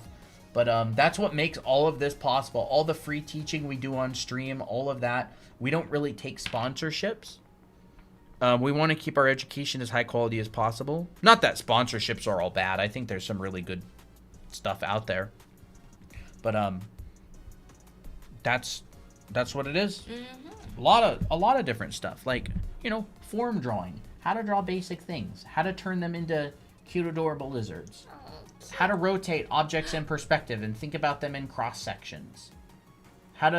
Different assignments that you can practice to get good at intuitively drawing perspective. This is just from my perspective class. How to break objects into multiple chunks and add them together. Very simple breakdowns for how to practice different things. Rotating objects, looking at them from different angles, turning them into little duckies and birdies and stuff. Turning them into something that feels not like just boxes. Yeah, a lot of clothing drawing stuff. Mm-hmm. Like, bunch of different... Like, these are all the demos that are done live in the classes. Like, this is really hardcore education. Like, it's good stuff. It's not fluff. Like, all of these are, like, well-researched, drawn out, explained, with the 7 basic folds in mind, right? Like, look at this one. Look at these ones. Those are great. There's a diaper fold right there. You want to know what a diaper fold is? There's a pipe fold, right? What is this on the arm? Looks like a little bit of a spiral fold happening. With you a get bit of some a half hooks. walk. Mm-hmm. This is what makes work look professional. This is the correctness. It's a science. Like, you can learn it. I love that one. Yeah. Here's another diaper fold right there. You can see right there, right there. And honestly, also the better you reference, the better your drawing's going to turn out too. Yeah. I'd also try to find really good reference so that the drawings end up turning out as well. Like, this is a really good breakdown right here, right? Very simple breakdown of the body. Very simple forms. And then you actually don't need to go beyond this with your anatomy. You can just add clothes straight on top of that kind of form. And then you just detail with the skin that you can see.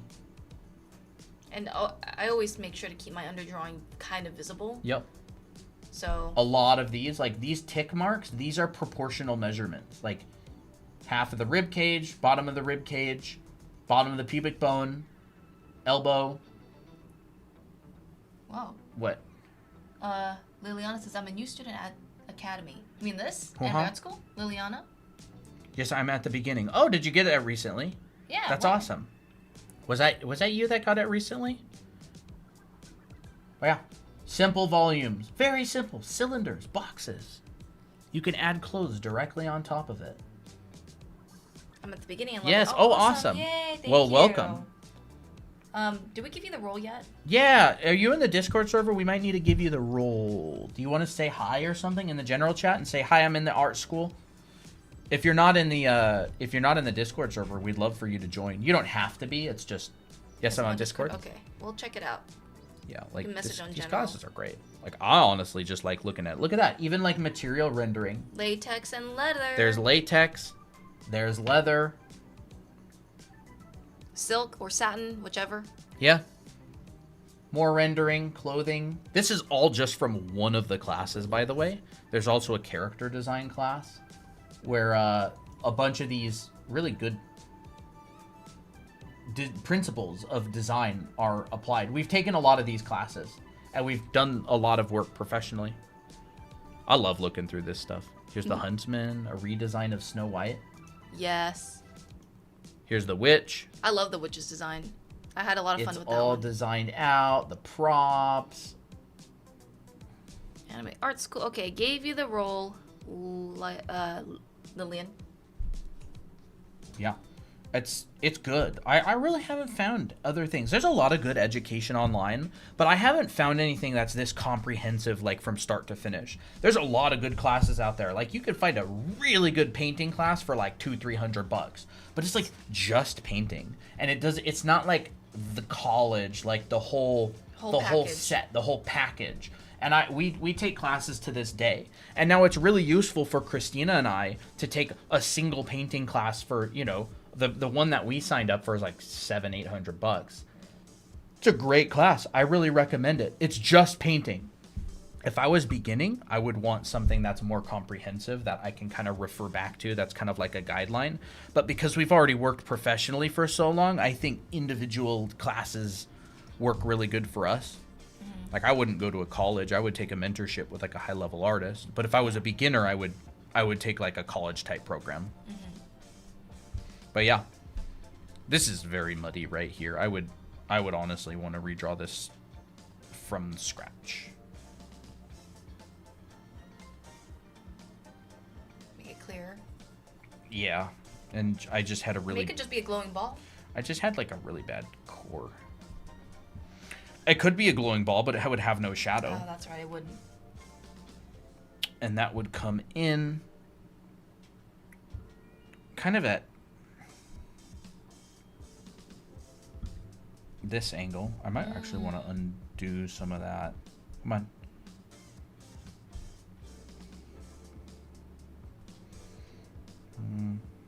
I don't like the half.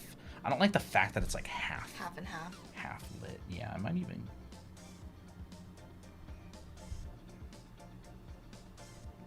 I kind of want to. I wouldn't be able to do this, would I? Nope. Not really. But it's a kind of a cool result, though. You Yes, can just cheat the lighting. Just one more reminder that we are doing a 20% off on our anime art school. Yeah, code 20 for 20. 20 If you're interested in checking it out, make sure you screenshot this. This is valid until the end of Sunday. Yes. Actually, we're thinking about extending it one more day for Labor Day. Memorial Day? Is it Memorial or Labor Day? Let me I don't look. know. I'm gonna look. You lose track of all holidays when you work for Okay. yourself. September 1st. That is Labor Day. But if it does get extended, it's going to be a single day, and I don't Wait. know if I have the ability to extend it. It is Labor Day, isn't it? No, wait, what am I doing? Yes, it is Labor Day, September Okay. 1st. Okay. I thought I was like on another month. Maybe something more like I that. think that Like, feels I better. think that looks a lot better. Yeah. I think it feels better. Just kind of, and then we can go in here and actually make this core shadow a little bit more core shadow. Core shadowy. And then we're going to go in here and get a little bit more of this.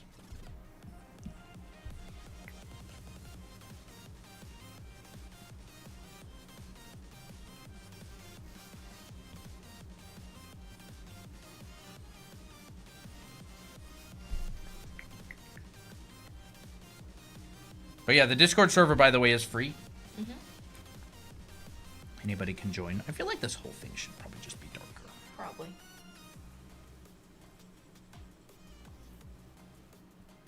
It's a little tricky when you're not using reference. Yeah. Well, I mean, the fact that you're doing this completely from imagination is quite impressive. Hard enough. I find these studies very helpful. That Light and Shadow Live helped me to do much. I'm drawing along and using what I've learned. It's great. Awesome. Thank you. I'm glad you find it helpful. Yeah. You know, I mean, I wish I had like the time and resources to go through it all from scratch on stream. The problem with doing everything from complete scratch is a lot of it's boring. Like learning those core fundamentals is kind of boring.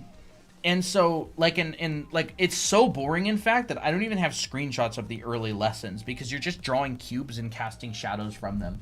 This is the first relatively interesting lesson in my lighting class. And you can see, here's the calculations for the cast shadows.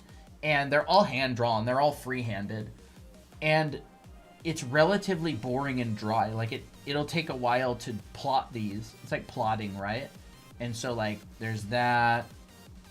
Here's some more plotting, like plotting the cast shadows of forms stacked on each other, like a sphere and a cube, or there's that one again, or like this one right here. I think I actually have a picture of that one. Let me look. Right here. Like that's basically the final version of it. And so I teach you how to cast shadows that crawl up the sides of other objects and around it. Mm-hmm. And I teach you how to plot all that stuff. I find it enjoyable. Most people find it kind of boring, but it's really important to learn if you want to be a professional. You want to be accurate, and yeah. And then there's like an example of what is that, like week 6 or 7 in my painting class or something, so. or like week 5. So like I take you through all the basics. I don't mean to brag or anything, but this painting class right here is better than the one I had in FCD. For sure. Well, they didn't really teach. They didn't teach a lot of painting, but they did have a class on rendering. Mm. Kingston taught it. And he's great. He's a great artist, but it was not the best class. What's the website called again? Drawanime.com. It's going to be the yellow button. You can take a screenshot of that. It's called Anime Art School. You can find that on the yellow button. Put this into your browser. Yes. This is not Anime Art Academy. That's a different class entirely. This is our website. It's going to redirect you to drawanimeacademy.com. And it's called Anime Art School. And it's going to have the picture of our characters at the top banner. Mm-hmm. Does this help to also draw realistic drawings? Yes. Oh, yeah. Almost the whole school is realistic. Because anime is just stylized realism. Yes. Anime is just stylized realism. All the anatomy is the same. Mm-hmm.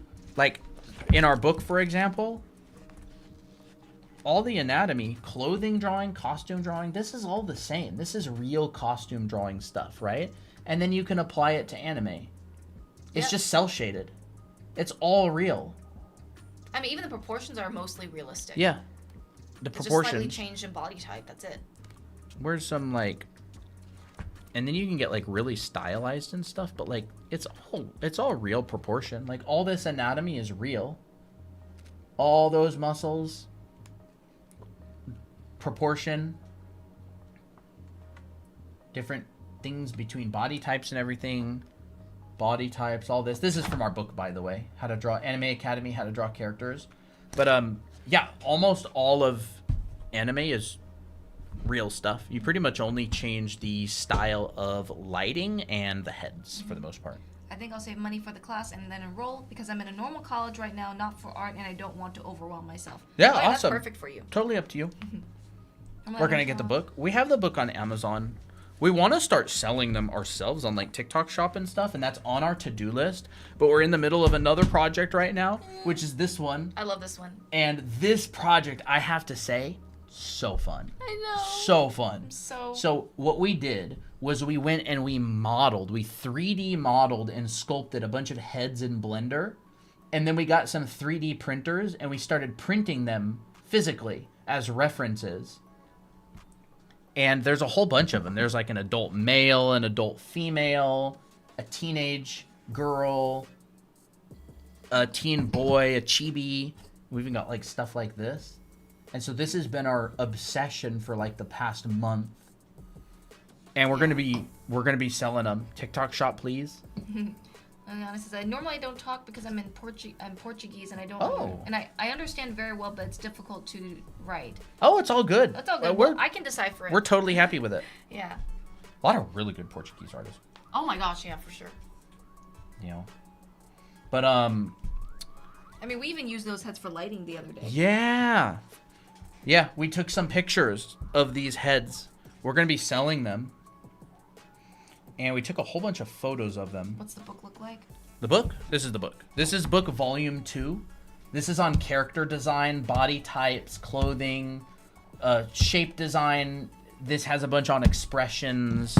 So, like, I'll give you an example of, like, the expressions, right? There's a huge section on expressions.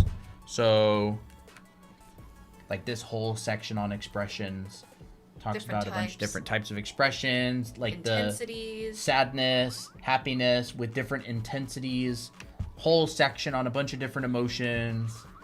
Then we have 8 different characters and we give them all the same expression. So what does Kevin look like when he's sad? What does Victor look like when he's sad? What does Candy look like when she's sad? What does Juliet look like when she's sad? Because people react different ways. Like, not everybody when they're sad looks the same way. That's why when people ask, like, oh, how do you do sad expression? I'm like, Yeah, which look at kind? Simeon. Look at what he looks like when he's sad. Versus Maya, right? Or shocked. Oh my gosh. Like, all right, check this out, right? Look at Juliet when she's shocked, right? Versus Faye when she's shocked. Versus Victor when he's shocked. Versus Candy when she's shocked. Or when she's happy. Look at her, little Look, I Miss got money. Moneybags. Or embarrassed. Or Kevin when he's shocked. Like, I don't really see a lot of books talk about different characters doing different expressions. Like, a little kid reacts differently than an adult, like, Yeah. a lot of the time, if it's the same emotion. Should you do this one first or the manga one? The How to Draw Oh. Manga. So they're different books. This one's more like on the basics, right? So this will teach you like constructing heads, putting in the features, side views, front views, heads at different planes. angles, head planes, eyes, making eyes These are more like- symmetrical. This is kind of like Step by step, sort of. the basics. The basics, It yeah. talks about like how to simplify hair, thinking about coils, thinking about hair in terms of ribbons, rendering hair, drawing. It talks about design, the front hair, the middle hair, the back hair, overlaps, anatomy and proportion. It has a bunch of like, some people would call this the bean method, but in reality, it's just a simplification of the torso. Everybody simplifies. I would say they build upon each other. Yeah, like this is know? proper figure drawing stuff, symmetry and asymmetry and gesture drawing, and so like they both cover different things. Book 2 is a character design book. It's like if you want to create your own characters with different body types, right? How to break characters down into shapes, triangular. This one's like Bubble Girl, so she's very circular. This one's really cute. This one's one of my favorites, the granny. And it's like broken down into like simple shape language. Our book name? This is Anime Academy How to Draw Characters. Yep, this is our book. Anime Academy, How to Draw Characters. On Amazon. There's us. And it's on Amazon. We have 2 books, this one and this one. You can go check it out. They have great reviews. You can read the reviews. People even flip through them in the reviews and post pictures. So what I was saying earlier is check this out. So these heads that we built, like this is like the adult female one right here. You can go and you can light it. Where's that flashlight? Oh, it's plugged in by the garbage go get it? can. Yeah. So it's plugged in by where Applejack likes to climb on the garbage can. Oh, okay. Like different lighting scenarios. we have like a little flashlight that we use. There's the nail head with different lighting. And so we'll use those to teach this kind of stuff.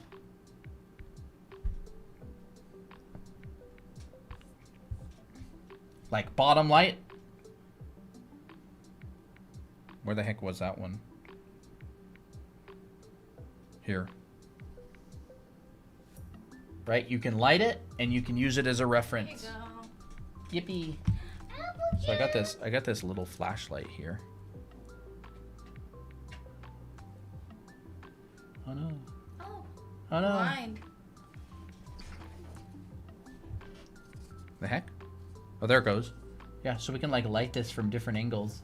Now, because we have a lot of lights in our area, the shadows aren't gonna look as crisp unless it's like the light is really. Bro, really we've close. got so many stream lights lighting us right now. It's not like there's one light source. Yeah. Like if we put this around a black box and just showed it with one light, it would look dramatically different. It would look like the one in the photos, yeah. Bunch of these. A lot of really good shadows there. I could probably brighten this up. Not really. A little bit worth it. harsh. It's very overexposed. Yeah. A lot of nice shadows on those heads. But anyways, that's our new project. And we're gonna be selling those sometime. I haven't really found anything else like this online. Especially with so many varieties of head shapes. Yeah. Christina and I build the things that we wish existed. Yeah. I like the chibi one though. Bro, imagine a head, but it has a ball joint on the neck. That so would you be could, cool. like- Ooh, that's not a bad idea. We should try to make one of those at some point. Everybody's always like, how do I draw the neck and the head? Well, actually, although you it's a just- complicated it mechanism. It is a complicated. It's not just like a ball. Yeah.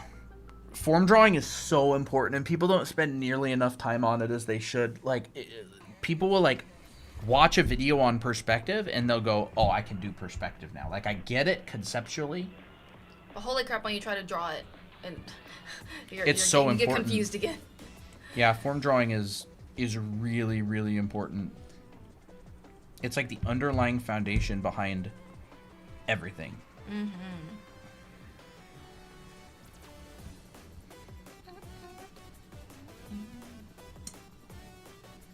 I'm trying to learn anatomy again, and it's very difficult. I can't seem to grasp it. It might be proportions. Proportions is definitely a big part of it, and forms. Like if you find it difficult to draw boxes and kind of or cylinders and decipher like what perspective they're in for the body, it gets very difficult. But you got to start somewhere, right?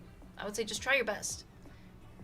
It's definitely not the kind of thing where you draw a few times and you get it. It's like you have to draw it like Over put in and a over lot and of over. hours. Yeah. But like it's a marathon. You're not trying to get to a certain point in like a few months. Like you got to understand that this is a long-term skill to learn. Yeah. And gradually, if you do the right exercises, then you will get better.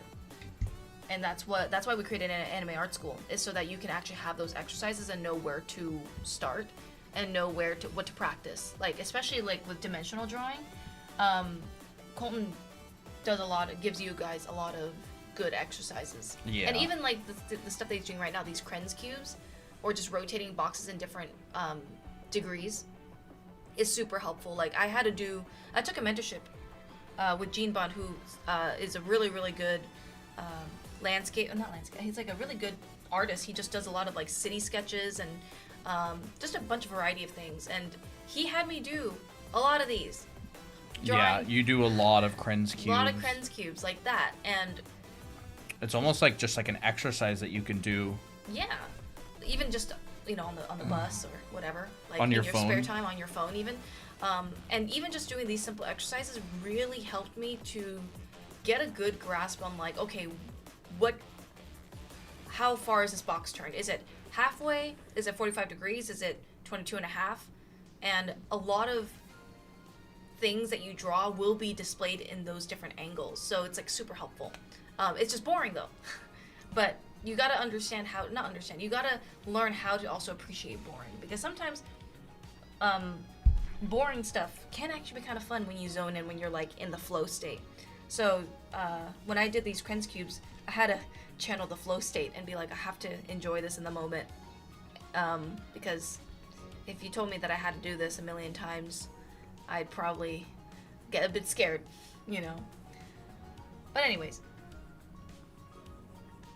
I cannot explain how much I like y'all because it motivates me to draw and practice more with ya. That's great. Thank you. Yeah, art is a marathon. It is. Gonna head out. All right, Maddie. Bye, Maddie. We're probably gonna head off pretty soon as well. But art is a marathon. Like, just I think it's really good to think about art as this thing that you're going to be doing long term, and you don't have to rush to get good at it as fast as possible. I think the idea that you're 22 years old or you're 17 years old and you're running out of time is just silliness. It's silly. I think it's such a toxic mentality to have towards art, because art is a marathon, and at the end of the day, do art because you enjoy it. Mm-hmm. Do and you art want to learn. Yeah. Do art because you find it enjoyable, and like it's not enjoyable if you're rushing to try and get better and constantly criticizing yourself and saying, "Oh, I should be better," or "I should be further." I mean, we both struggle with that. Yeah, it's very a very common problem. Mm-hmm. Looks so easy when you do it. He's done a lot. That's why. Bye, Abigail. 4:25 a.m. Oh my. Wow. Mm. Oh, this is cute. It's fun. That is cute. Did I save that? Save that. Save that to that folder. Okay. Yeah. I've been doing a bunch of studies of maid dresses lately. Do you want to grab my sketchbook? Yeah. The Lamy Safari, it's not drawn to look pretty, by the way. I have to warn you. Just finished catching up on all your streams. Finally make it to a live one. Awesome. That's great. You really catch up. Like if y'all miss one, you like watch the whole thing through. Wow. That's crazy. Dedication. Even I don't have that. Yeah. I wish I had that dedication. Yeah, I just been doing a bunch of these maid outfit studies, like on the side to build my visual library. So what I was talking about earlier, right? Form drawing, design, and visual library. By the way, design and visual library are very closely linked. Mm-hmm. This is how I build my visual library. I just fill up entire sketchbook with stuff that I want to learn, like all these different maid outfits. And I just take like a marker and draw a little body out, like a little mannequin. And then I just use a pen and draw over it. And I've done a couple pages of this on here so far. That's Jake. That is Jake. I want to save that. No! Okay. But like, doing a whole bunch of these. And like, this one's super ugly because I used a Crayola marker and it looked terrible. And I was like, wow, that looks really bad. I don't care. I learned. Bunch of different maid outfits. And all of them are similar but also have differences. And I'll like do these little studies of like, oh, I didn't realize the ruffles on the sleeve were actually like this, like longer towards the shoulder and shorter towards the armpit. I didn't know that, and so by studying these and drawing them, I learned about it.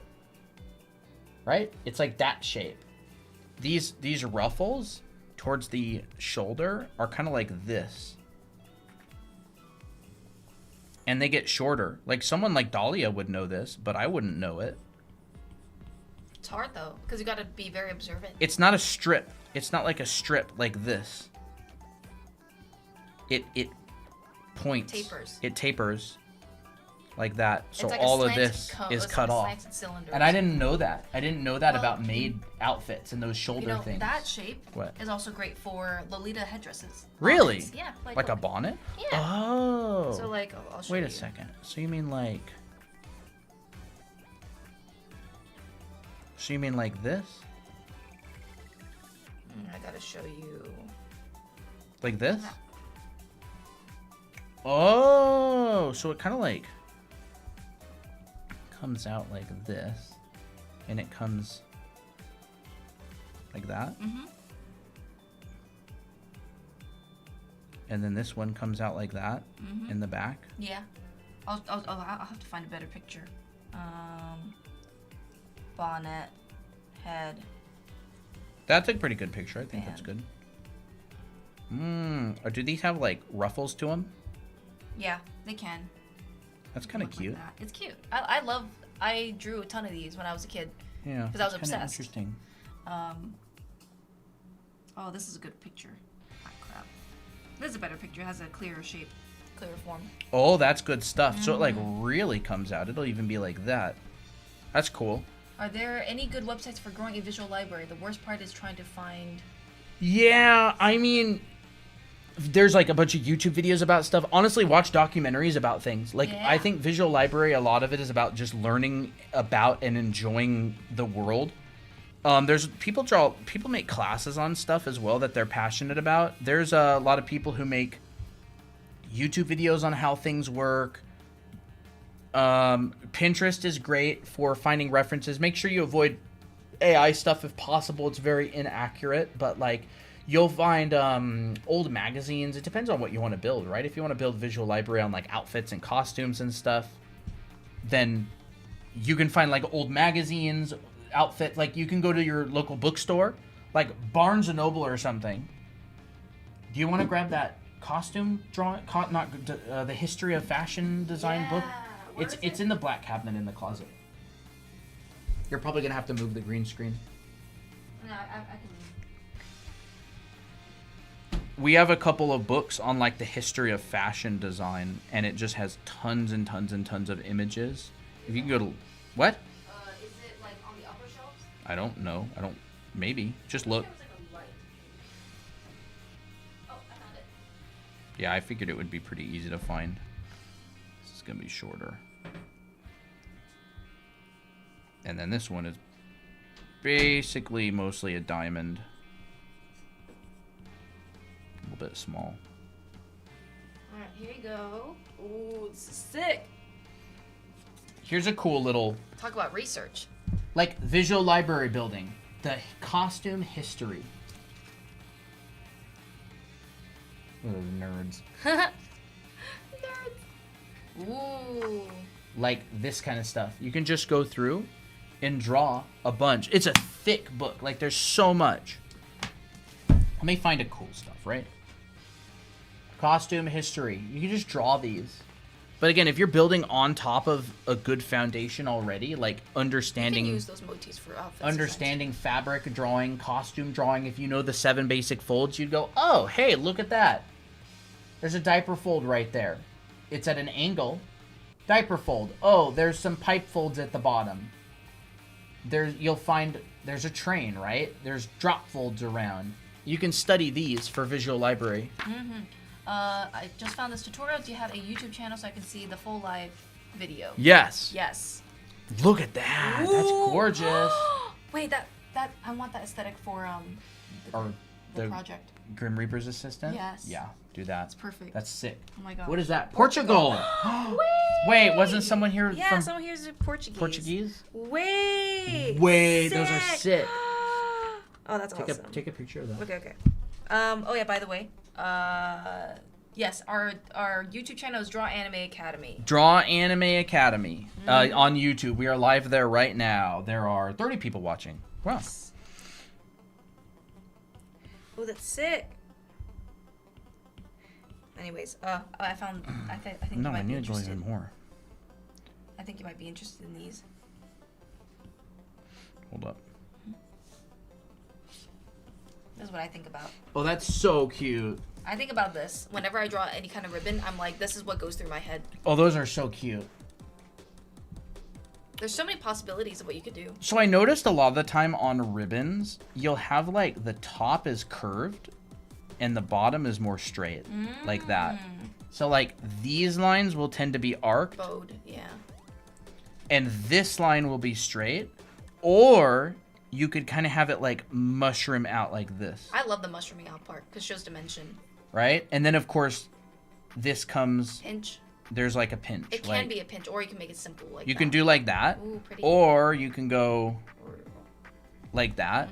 Or you can even just do a simple curve. Yeah, or you could do that. That actually works really well too. I like it. And then a lot of the time you'll have like a little eye, or like 2 lines. I like that one. I've studied ribbons a little bit, not a lot.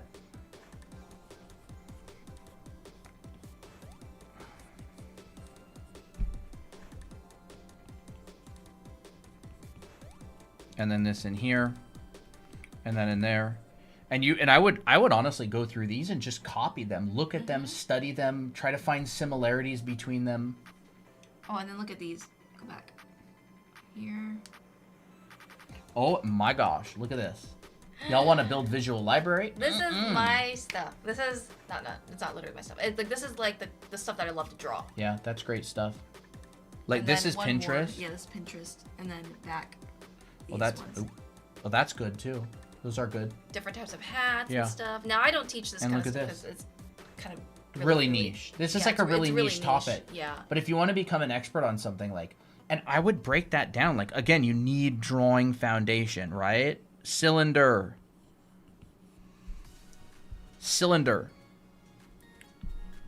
Center point. Cut it. Taper it. Taper it.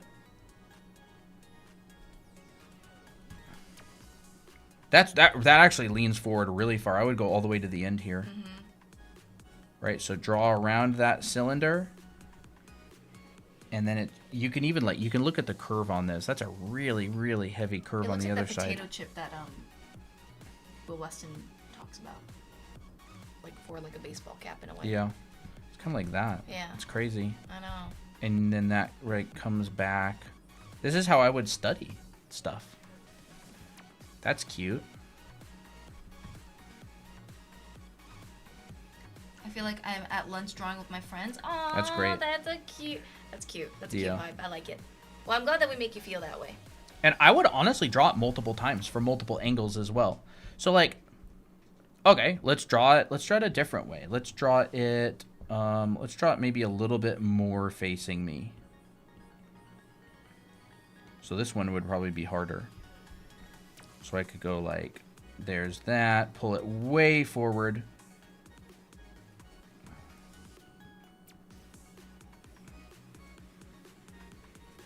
Hi, Applejack. He's trying to crawl underneath the. So cute, Applejack. Maybe that. It honestly comes out. Now that I look at it, it's not actually this. It's not. It comes up too. Yeah. So drawing one wasn't enough. Drawing two, I realized it during drawing two that I got it wrong. No, I don't want to look at it on Amazon. It does I'm not that. going to wear that. Chat would want me to wear that on stream. That's cute. Yeah, a little pinky. Oh. So now that I think about it, it's actually more of a cone shape. So I'm just going to go into my cone drawing and I'll put my center point there and then I'll slice this and I'll go. How do I now? Pictures with links are cursed. I hate it. I hate it so much. I'd rather just like click on the post and then just say visit site. But I don't know why they have to go and click a really cool looking post and then you have to click. It sends you to a stupid link. I hate that. I Okay, hate this that is so much. looking a little bit more accurate. This is Yeah. straight up top. And then this is a cylinder back here. And that comes out too, I think. Or does it? Not on this one. Oh, on that one, okay. And then this is actually pretty long. And this part has like this sort of thing. We had a class on this sort of thing in FZD, the school I went to. They just called it design sketching. Every single week, we had to fill 5 pages of A3 paper with ballpoint pen with just completely with different subject matters. This one's gorgeous. Look at that.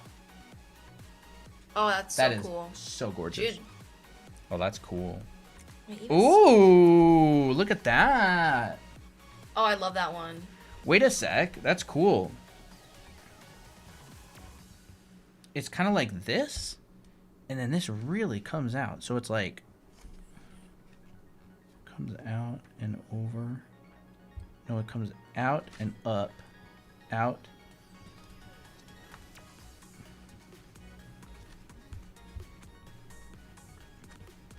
And then there's like 2 layers of ruffles. That's crazy. So let's make that second layer. And these ruffles are really, really, really, really compressed. So it's almost like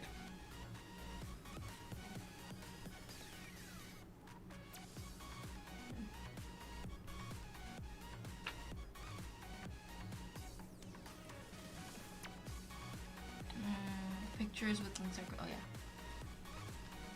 yeah. okay. Wow. So then this all kind of goes back into there. Like that. And then there's actually another layer up here. So I'm going to go...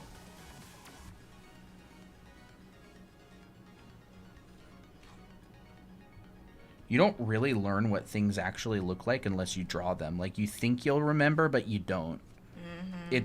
Drawing something activates a different part of your brain. And then there's a sick ribbon right here. And you can actually... Also, even Middle Ages is a cool aesthetic. It really is. Whoa, that one's so cool. I like the headdress. Yeah. And then this comes out, and that silhouette is really interesting to me. It's kind of cool. So it comes out, and you actually see both layers.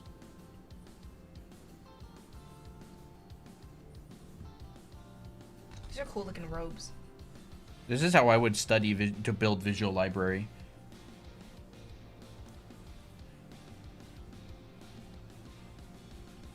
I love the way how the pleats are. They're like soft pleats. Yeah, they're really nice. And all this is very dark. I would do this traditionally as well a lot. And I would do it with pen. Because your brain, like, makes you be more careful when you're drawing with an unforgiving medium. I downloaded your free brush, but the brush doesn't work. What program are you using? What program are you using? This looks kind of... This is interesting. Maybe I'll, like, try radially.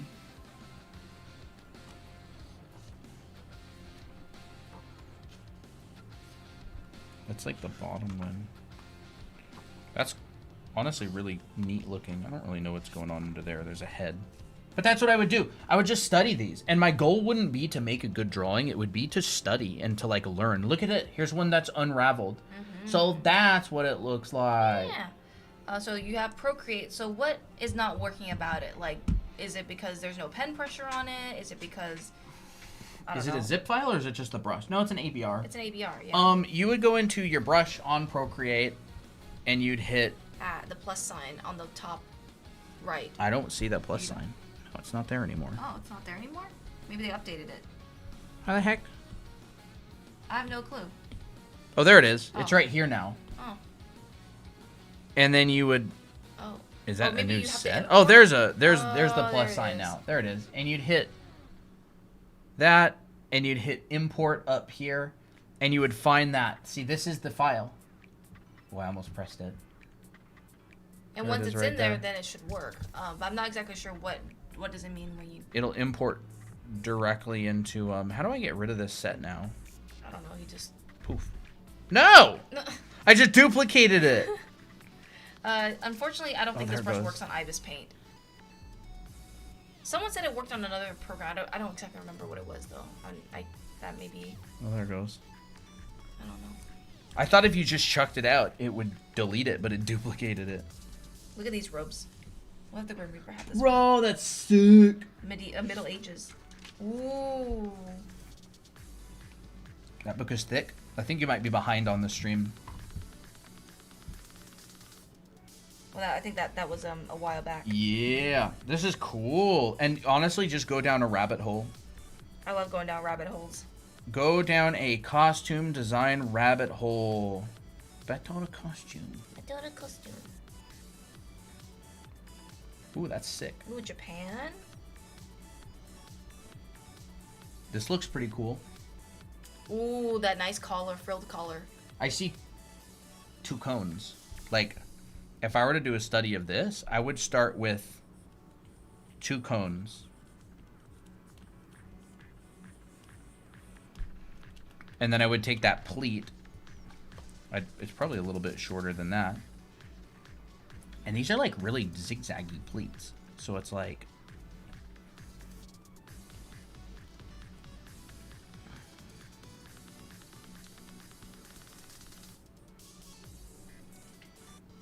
Those really go in though. Some of those really go in. It's like a little coffee filter. Yeah.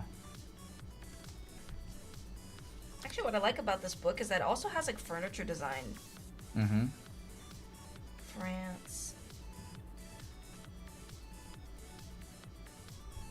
This is all like scrunched together, so I know it's like tightened around this area. And then there's a ribbon here. I can just kind of like imply it for now.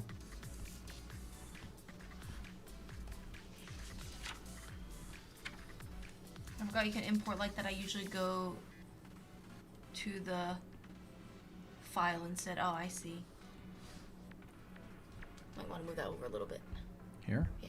Here? Oh, there. Yeah. Oh, I moved the whole iPad, Oh, didn't that's I? why. It's like, you know, just do silly little studies. This like really comes out. It almost like flares out a lot more on the Yeah. bottom than the top, like that.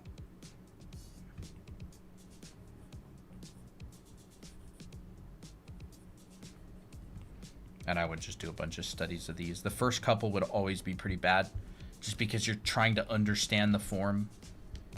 Trying to understand what happens. You can even make notes like, oh, goes up more.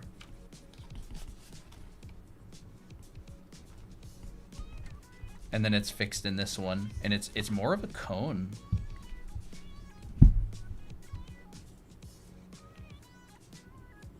Like that.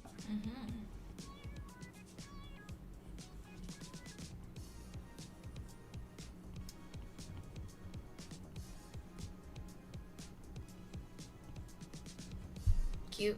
And then I try to draw it from memory, maybe in a side view, and then slightly turn it.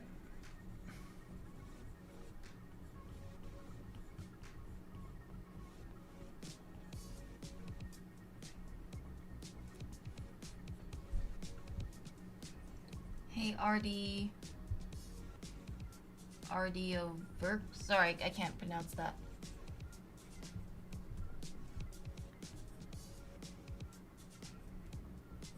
Very cute.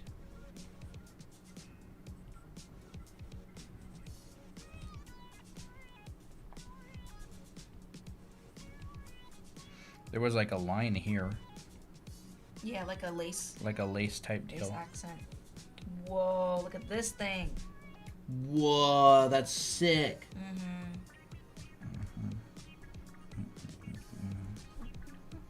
Maybe something like that. Oh, I'm probably about ready to wrap it. Me Wrap it up. too. We've been live for a long time. We Over have. 3.5 hours, 3 hours and 40 minutes. We're going live 10 hours tomorrow. You'll be doing a bunch of drawing and hanging out. We've been live a long Be there, time. be square. Yes. I don't know what that even means, be square. Like, do I turn into a square? I don't know, maybe. Applejack, you've got a big round body. Yeah, big back kitty cat. He's like trying not to move so he like doesn't bump his head on the thing. Oh no, none of the cats are here except for Applejack. All right. Sick. Well, we will see everybody tomorrow. Doing the challenge. This is cool. That is cool. That's That's cute. really nice stuff. Yeah. Neat anime. Is that? No. Like, yeah, it is. That's a link? Yeah. That's stupid. Well, at least it's gender bent, That's funny. so it's cute. It's cool though. It's cool. This is a real nice drawing. This one, that one, Oh yeah. Well, that one's cute. that one, Yeah, I want to see that up close. this one. I'm saving all these because I'm just gonna do a bunch of study stuff. Which one? That This? one. Yeah, I want to see that. Oh, that's cute. That's good stuff. Ooh, it's like a Seifuku uniform mixed I with a never maid even outfit. thought That's about kind of that. cool. That's sick. All right, everybody. We will talk to y'all tomorrow. You are welcome. Have a great night or day or whatever time it is for you, and we'll see you tomorrow and hang out. Yep. So, bye-bye. Don't forget, TikTok. tell your friends, tell your family, tell your dog and cats. Have your cats join us. Yes. Bye-bye, everybody. And YouTube will say bye-bye as well. See ya. Bye.